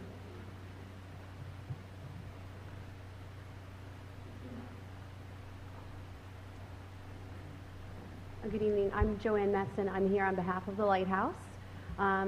Seen some of you at the Lighthouse. I saw you, Mayor, at the Bistro last time. Thanks for giving us your business there. Just to recap what the Lighthouse does in this community, we've been around for more than 27 years. We provide permanent supportive, transitional, and emergency housing at our 10 Hudson Street location in 24,000 square feet. We have emergency housing for over 60 people, 30 single men, 15 single women, and families, up to 9 families. Right now we have 20 children there. As you know, we provide food services and other support services to others in the community. This grant that we are asking you to help us with is our project for our outreach program. We have an outreach coordinator position. We're asking for funding. This is the person who is going on the streets of Annapolis and bringing people into our program, helping them with to become connected with other services, providing case management for those who, sometimes the case management is right there on the street or in the encampments. Other times people come to us. We have a very robust flow of community members and alumni who've gone through our program and still need support services. So we have one person right now, and some of you may know who he is. He's been with us for a while, Tim Curry. And he works with those folks to bring them the spectrum of services that we can provide. So this funding is critical. I know that we try to serve with compassion and dignity the people who are experiencing or at risk of homelessness in our community. The need continues, and we work with social services of the county to try to mitigate that and to bring that number down.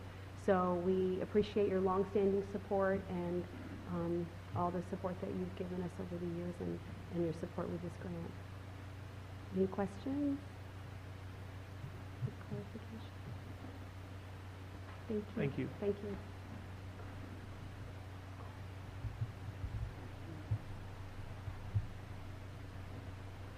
Good evening, Mr. Mayor, members of the City Council. My name is Robert Clark. I'm the president of Historic Annapolis, and I'm delighted to be here. I want to speak on behalf of a Sands House Resiliency Interpretive Program. The Sands House, located at 130 Prince George Street, is thought to be the oldest frame house in Annapolis. I was looking here at your insignia up here. The City of Annapolis settled in 1649. There are timbers in the house from the 1600s. This house sits, I say, at 130 Prince George Street. Its significant architecture is believed to be a rare surviving example of the earliest type of dwelling built in the city. It's situated on Lower Prince George Street, 1 block from the city dock. It's centrally located in the 100-year floodplain with the finished grade 5.5 feet above sea level. Because of its significance and location, the city worked with the U.S. Army Corps of Engineers in 2014 to identify potential flood risk adaptation measures. We requested this grant for 2 purposes. First, to prepare a nomination form on the significance of the Sands House for inclusion in the National Register of Historic Places, and secondly, to create an exhibit that illustrate mitigation strategies in the history of the Sands House.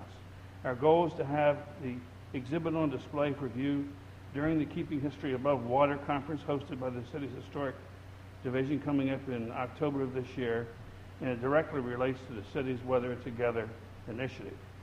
It's our intention that this exhibit will serve as a model for adaptation, planning, and implementation elsewhere in the historic district and other historic shoreline communities. Thank you for your consideration of this important project. Alderwoman Finlayson. Yes, thank you. Mr. Clark, what is the fee for applying for historical registry status? I don't know the answer to that. But there is a fee? There is a fee. Okay. There's a whole survey that has to be completed that is what the grant's for. Okay. I'd like to know what that is. I'll make sure you know. Thank you. Thank you. The next 3 people signed up to speak are Ed Green, Stephanie Penso, and Raquel Brown.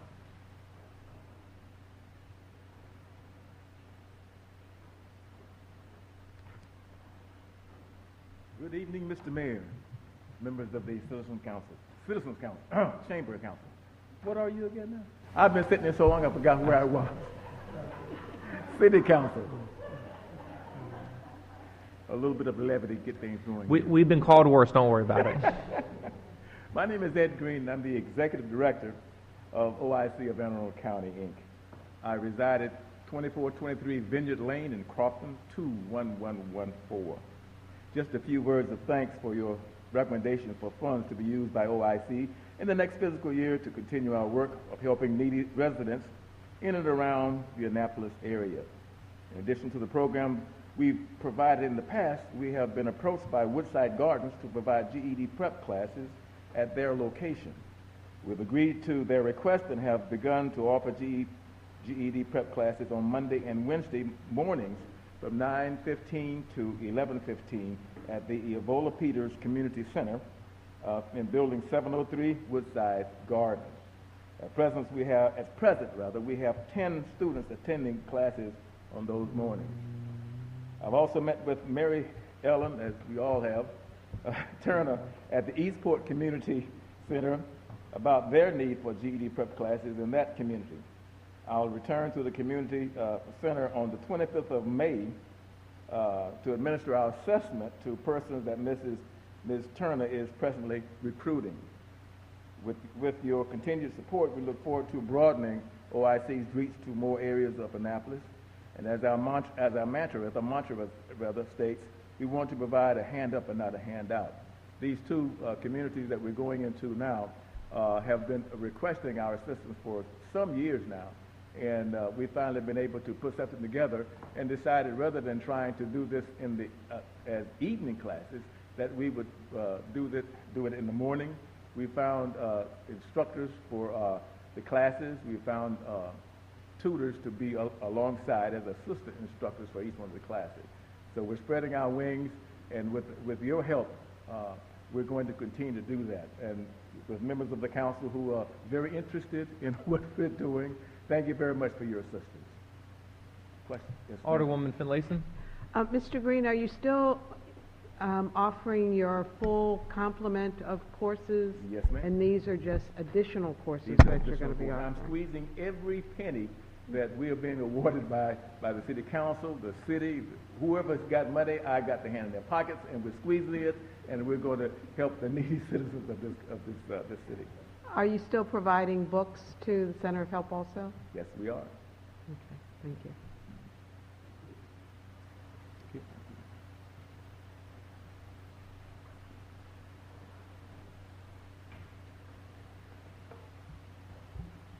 Good evening, Mayor and City Council. My name is Stephanie Petruso. I'm here from the Anne Arundel County Public Library at 5 Harry S. Truman Parkway in Annapolis. I am the Virtual Services Manager for the library, and I'm here tonight to thank you for your consideration of funds for a computer lab for the Eastport Annapolis Neck Library. The library system as a whole currently has 2 mobile labs that we transport between branches. Those labs are far beyond capacity. We have to turn away almost as many requests from branches as we say yes to, because the need is so great in the county, and those 2 labs are serving the entire county. The fact that they're in transit means that they're in transit almost twice as much time as if they're actually at a branch for a program. So what our hope to do with this lab for the Eastport Annapolis Neck Library is to have a lab that stays there and allows the branch to plan classes that can be done in series, so classes that build upon one another, so resume writing classes, job search classes. We could have, weekly Minecraft events or 3D print design classes, all classes that are being held across our system right now with waiting lists, and people lined up at the doors for them, and we just can't meet the needs. So we're really excited for this opportunity to be able to actually have a lab at a branch that fulfills the need that branch has. We also anticipate that when the Annapolis Library closes next year, that the Eastport Library will be seeing a lot more customers than it has in the past. The need is going to increase. We're going to need more computers in the building.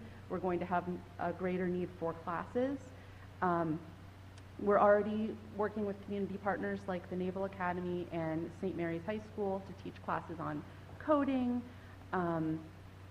and things like Future Makers to do design of virtual reality environments. So we're really running the gamut and meeting the needs of everyone in the community. So, you know, genealogy classes, classes for people who are very tech savvy, like I said, like virtual reality environment design, classes for people who just need to get an email address, that sort of thing, teaching people how to use a mouse. This is one grant that you can give the community that will really serve all members of the community. So I thank you for your consideration. Just let me know if you have any questions. Alderman Pan, bless you. Can you tell us what the money that we gave you last year was used for? Yeah, we purchased 2 smart tables. One went to the Annapolis Library and one went to the Eastport Library. It also helped fund the power that we needed to run at the Eastport Library because they didn't have a place to run the power to. Those tables are installed and they're getting used daily. I tried to use it, and your partner would tell you she won't have any trouble believing that my 2-year-old granddaughter does better on it than her grandfather. I could have used her when I was trying to set those up. They were not easy. Well, she saw me on it, and yeah. The kids really enjoy them. It's a great table, and if that's the way you use the money, then that's terrific. Thank you. Thank you.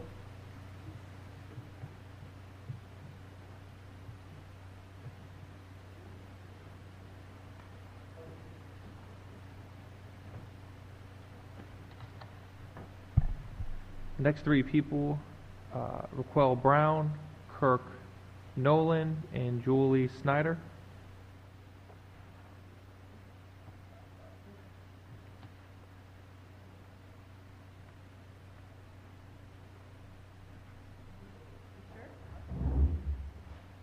Good evening. I'm Julie Snyder. I reside at 929 Benning Road in Galesville, and I'm here representing the Anne Arundel County Community Action Agency's Green Summer Works program. Now, this is the first time I've ever asked for money from the city of Annapolis. The program started in 2010, and I serve about 25 low-income youth each summer. One thing we really did is the first year I started, we really focused on we're going to have a job program, and it's really evolved.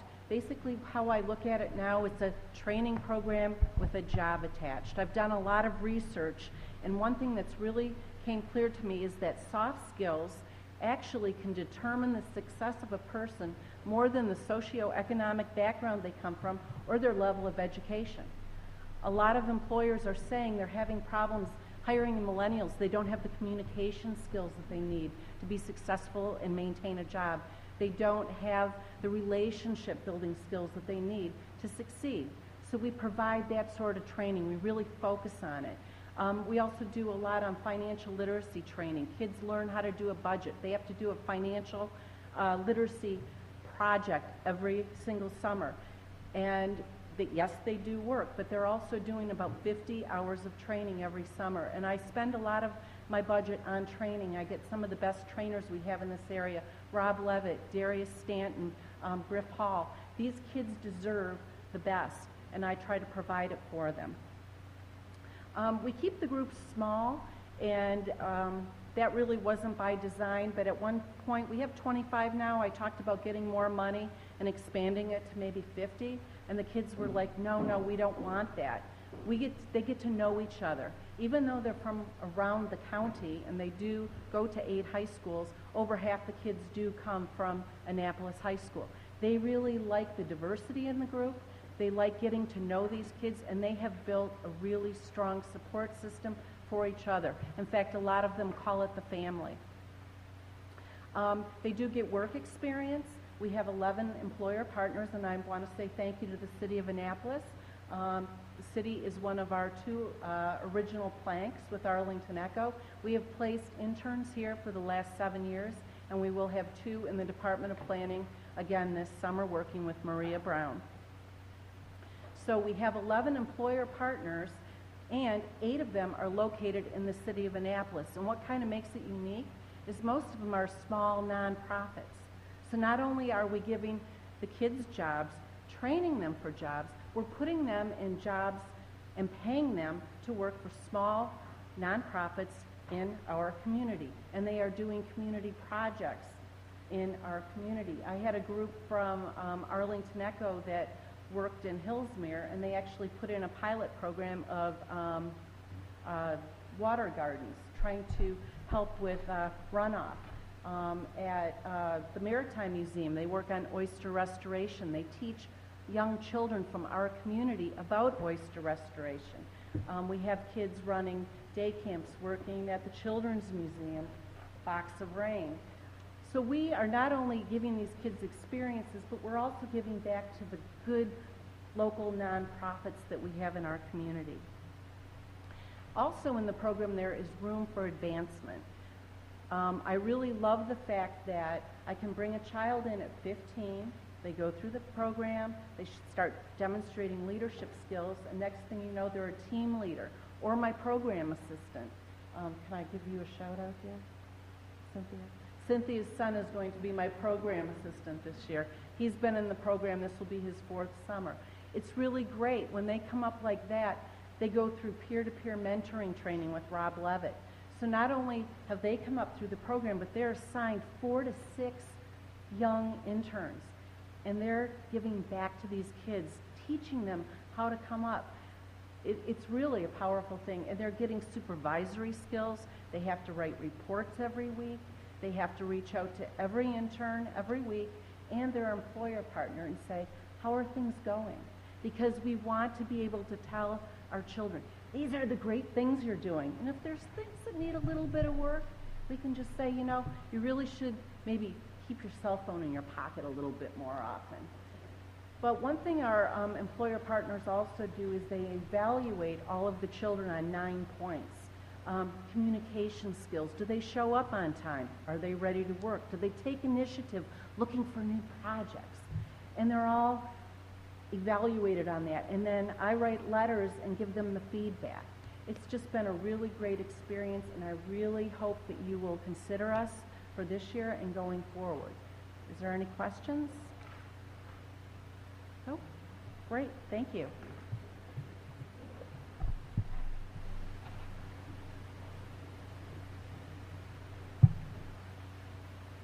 Good evening, Mayor, esteemed members of City Council. I'm Kirk Noonan, President of the Board of the Samaritan House.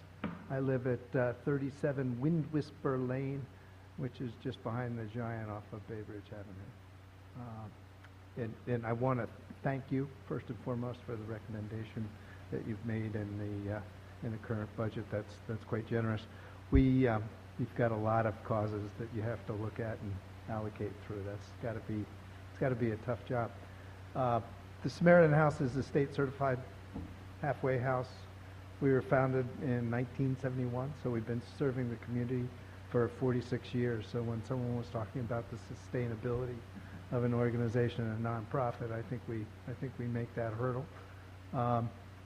We've had a ongoing capital program to increase the capacity and the breadth of our services. We currently have 16 state-certified beds and 9 sober beds on an 8-acre property.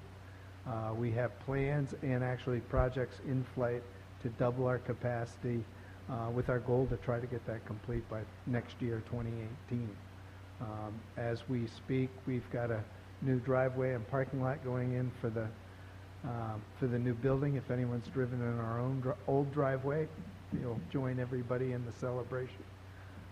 And we did just start the kitchen renovation, and that's where your grant money is going to be a big help, because if anyone's been involved in a kitchen renovation, there's going to be a couple extra dollars in equipment there somewhere. I just finished meeting with them, so I know that's going to happen. Bottom line, the sooner we get this project done, the sooner we'll be saving lives and helping addicted men get back to their family. The opiate epidemic is well publicized. We'd like to get back to our quiet job in the neighborhood of helping those men. Thank you very much. Thank you.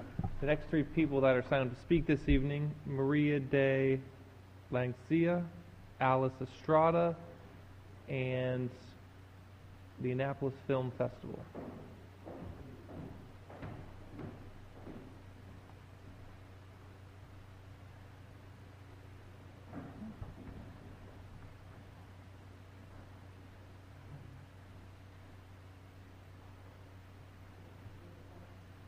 I think you're up. I don't think they're here.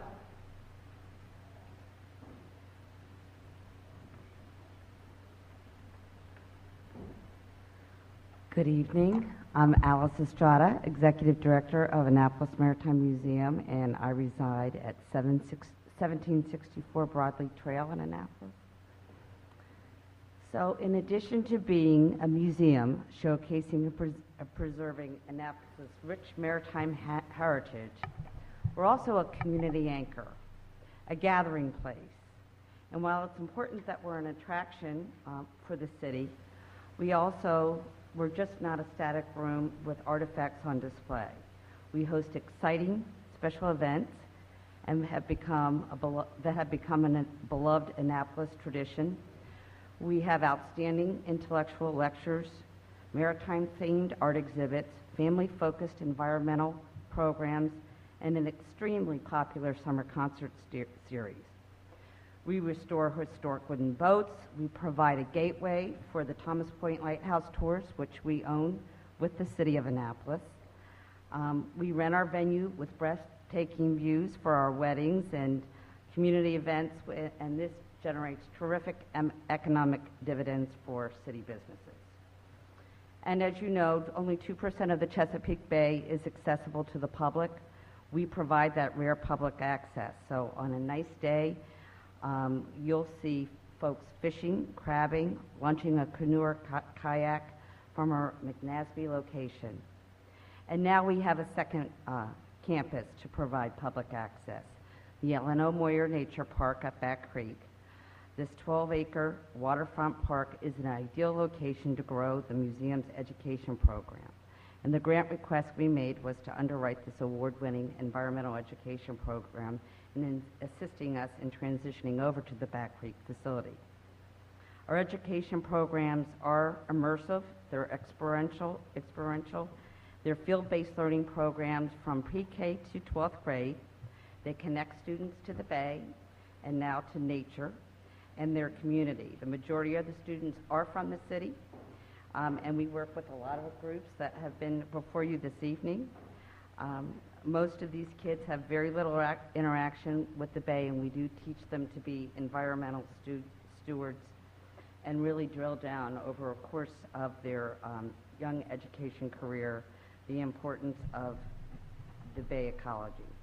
So last year we had 6,500 students, and our goal was to have 10,000 by 2018. And again, with the major objective to develop a responsibility for the Bay. So we view the city as our partner in these projects. As you know, you own both our properties now, both the McNasby campus and the Back Creek campus. And we have, I think, been a great partner for the city. We've been great stewards of the McNasby campus dating back to our $1.5 million renovation after McNasby was annihilated by Hurricane Isabel, to our recent installation of the living shoreline at the McNasby campus. And now we're really embarking on some major improvements to Back Creek Nature Park, which we'll be excited to update you on at a later date. So we looked at the grant guidelines and we felt we checked all the boxes. The criteria the city desires is to provide services that sustain and empower youth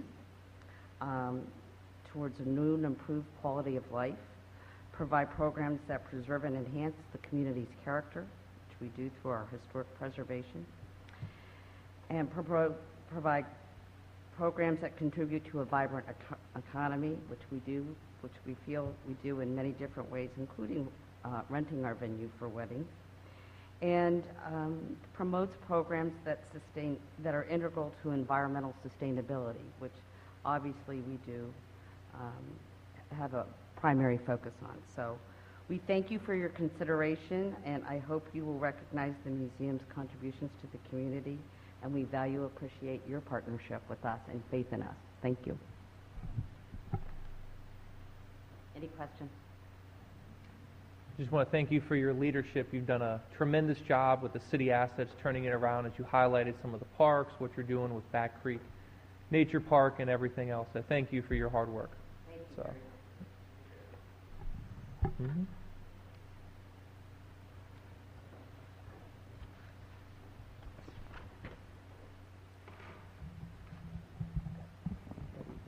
Good evening. Good evening. My name is Lee Anderson. I'm Patty White. And we are both the festival directors and co-founders of the Annapolis Film Festival. Most of the time we reside at 107 Annapolis Street, which is our Filmsters office, which also houses the Film Festival office. Yes, and we've come before you before. You're probably used to us now, but we're back again after our festival, and we're still in the same situation we have been in, which is that we really need the city's financial help. This festival this year, we really catapulted ourselves just where we want it to be. We always said, go big or go home when we started. We couldn't come in with a small footprint, and so we've been building to year 5. This year we were able to bring in Rob Reiner, we were able to bring in first-run movies, we were able to bring in many panelists from all over the country to really elevate this festival. One of the really interesting things that filmmakers told us that were here, they said, we can't believe how integrated your community is with this festival. They go to festivals all over the world, but what they noticed here is that our community is completely bonded to this festival, and that we prepare and provide films for our community as well as for everyone else. And that was really noticed this year by journalists and also by filmmakers.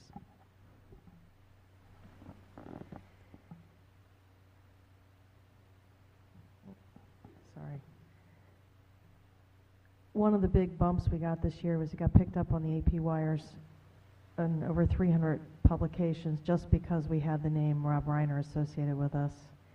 And that really bolstered our national presence, our global presence. We also had 2 national journalists write about the festival. Filmmaker Magazine just wrote, and they trashed the other 2 festivals in the article, but they thought we were pretty good, even though we're only a half a decade old. We also are about to have an interesting animated video piece released by the Atlantic Magazine with an interview from Rob Reiner that'll actually come out, I think, this week.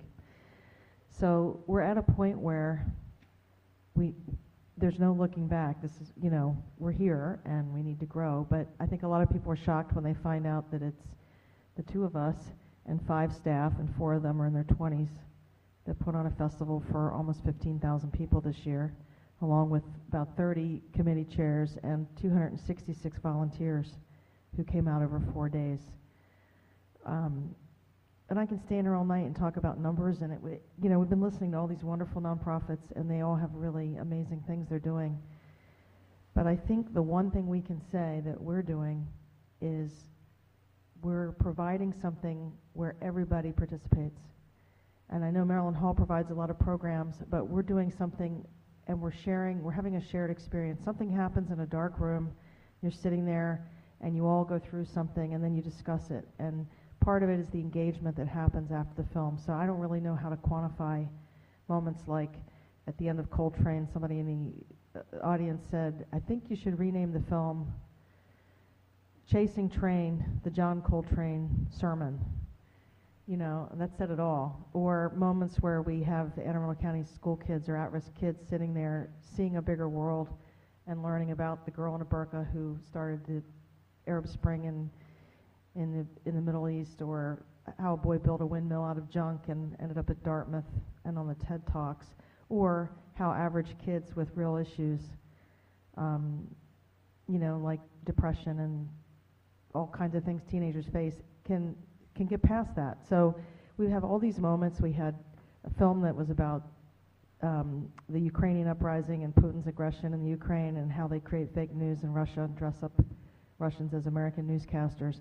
But we had the producer who was Ukrainian here to discuss it with the audience. So these are the kind of things I don't know how to quantify, but we'd like to continue to do them, and we'd like to do it at the level we've been able to do it. So the challenge is money. About 2/3 of our ability to do this is in kind. So that's pretty amazing. Yep, it's very amazing that we're still standing and 5 years later. One of the things that we really need to say is that the modern day storytellers are our filmmakers today. They have the voices. They are cross-cultural. They're bringing us the stories from around the world, our own country, so it's the familiar and the unfamiliar. And that's what they're providing our audiences. And our audiences are all ages, all colors, all genders. And this is a very important thing for a community to support. It is one of the most important things because there are very few things that bring a community together. And this is something we wanted to do from the beginning. We didn't know if it could happen here. And we're seeing it happen here, and it's really an exciting thing. So we want to continue. We need help. We really do need help. So we've asked for money for many years, but we've only applied for a community arts grant now because we didn't know about that until someone told us to do that. Thank you, Alderman Finlayson. But we've asked for $15,000. We're being considered for $1,000 right now. Our budget is almost $900,000 to put the festival on if you can count the in-kind and the cash. But even at the $15,000 level, that would represent 5% of the cash we need for, and hopefully we can keep the budget close to the same parameters as this year, which will be a challenge. Also, just be aware we are out there looking for corporate sponsors. We're at a point now where, you know, our recognition is at a point where we may be able to get some large corporate sponsorship, which we're hoping for. And we do have support from the Arts Council, and we have applied for a state arts grant, and we do have the Maryland Film Commission that supports us. So, you know, with the city, if the city starts supporting us with financial support, that would really help us to continue. So none of this stuff is... I'm going to have to ask you to summarize. Okay, none of this is a secret. We're just asking you to please reconsider the amount, and if there's anything you can possibly do that won't make you feel guilty for taking something away from all the wonderful people that spoke before us, we would really appreciate it. Thank you.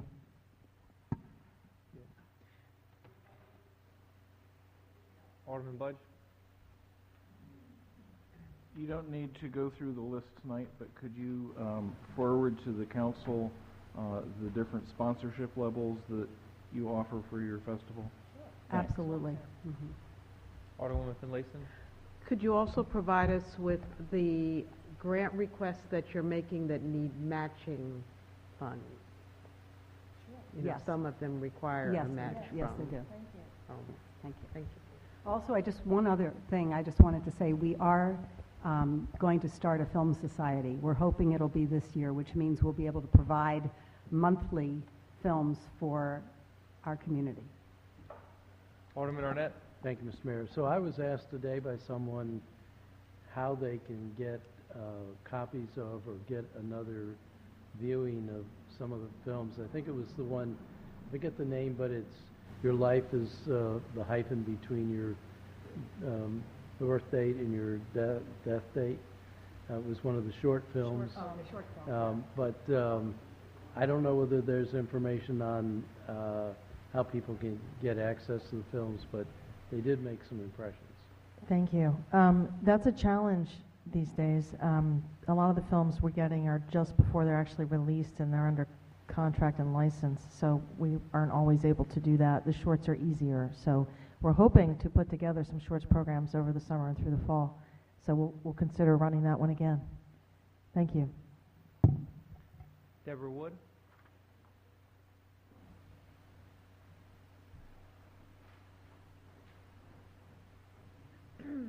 Hello, everyone.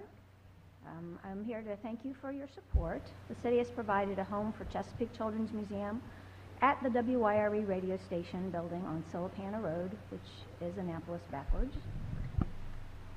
Just checking. It's an old joke, but none of you were around when I started this thing. We'll be celebrating our 25th anniversary this June, the weekend of June 10th and 11th. Lots of festivities. Everybody will be invited. The event will also showcase the makeover that CCM is getting with 100-plus volunteers from the Keller Williams Realty Company, including new carpeting, some curtains for the children's stage, a new home for the bearded dragon and the snakes, some new wall murals, both inside and out, some new picnic tables, and lots more. So let's see whose maturity is grand enough to get this reference. They're making me feel like queen for a day. Okay, thank you. It's been truly gratifying to have had the support and encouragement from the wider community these past 25 years, including personal donations and heartfelt accolades from some of you. The community grant provides free and reduced cost services for low-income city residents. This allows children and their families who live in the apartments nearby to enjoy the museum at no charge.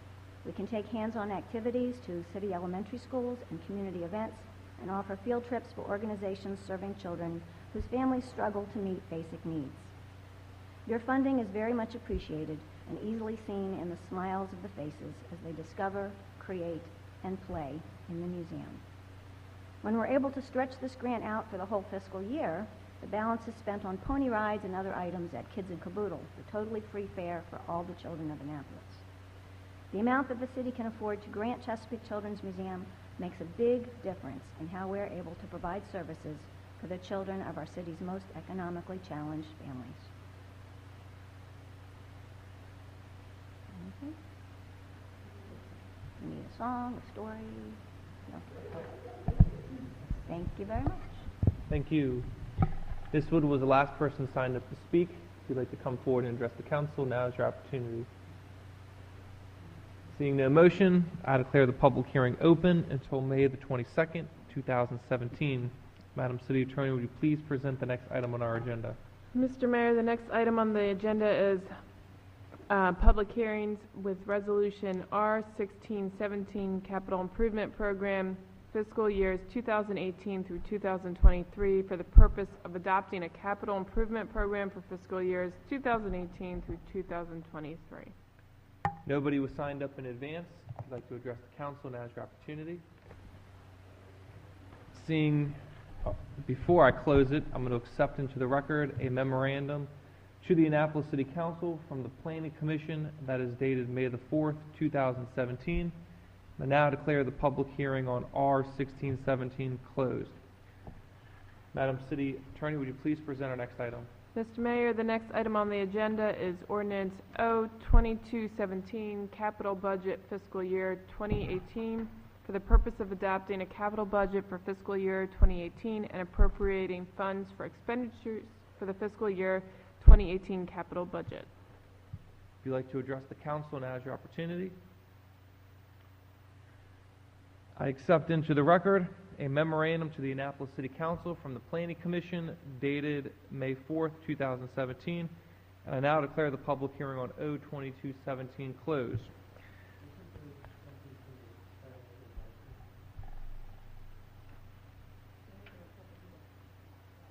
Pardon me? Oh, okay.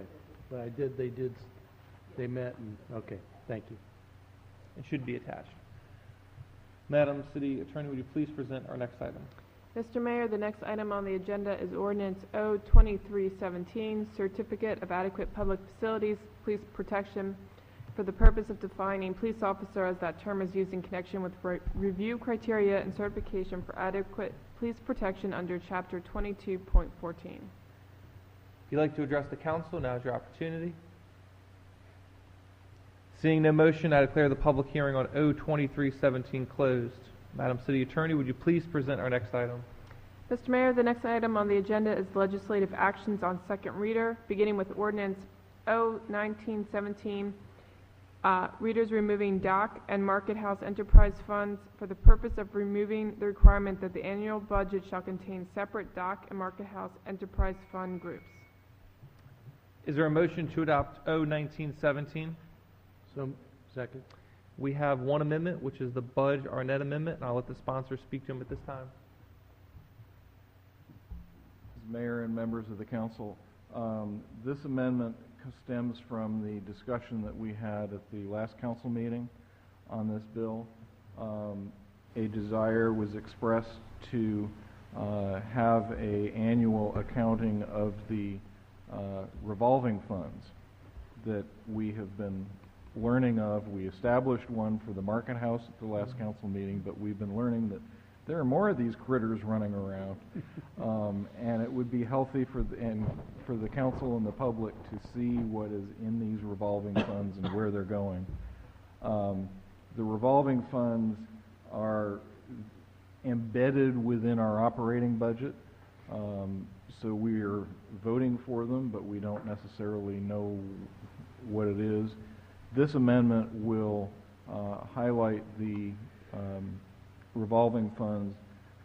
It asks for a line item budget for each revolving fund in conjunction with the annual operating budget, so that the council and the public can see into these funds. So moved. Second. Any discussion on the amendment? All those in favor, please say aye. Aye. Aye. All opposed? The ayes have it. Is there a motion to adopt O 1917 as amended on second reader? So moved. Second. Any discussion? All those in favor, please say aye. Aye. Aye. All opposed? Is there a motion to adopt O 1917 on third reader? So moved. Second. Madam City Clerk, would you please call the roll? Yes, sir. Mayor Panlady? Aye. Alderman Kirby? Aye. Alderman Pfeiffer? Aye. Alderman Arnett? Aye. Alderman Bud? Aye. Alderman Payon? Aye. Alderwoman Kendall Charles? Aye. Alderman Finlayson? Aye. Alderman Lippman? The ayes have it. Madam City Attorney, would you please present our next item?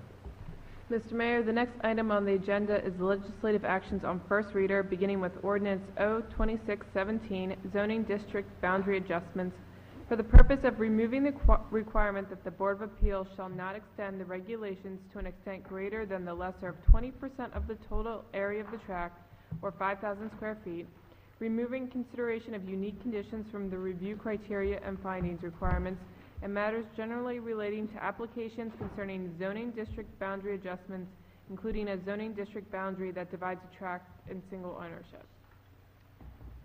Is there a motion to adopt O 2617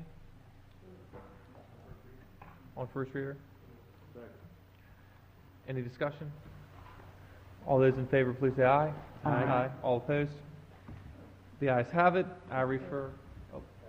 Abstain? I refer O 2617 to the Rules and City Government Committee and the Planning Commission. Madam City Attorney, would you please present our next item? Mr. Mayor, the agenda has been completed. Entertain a motion to adjourn. Mr. Mayor, I move that we adjourn. Is there a second? Second. All those in favor, please say aye. Aye. All opposed? Meeting adjourned.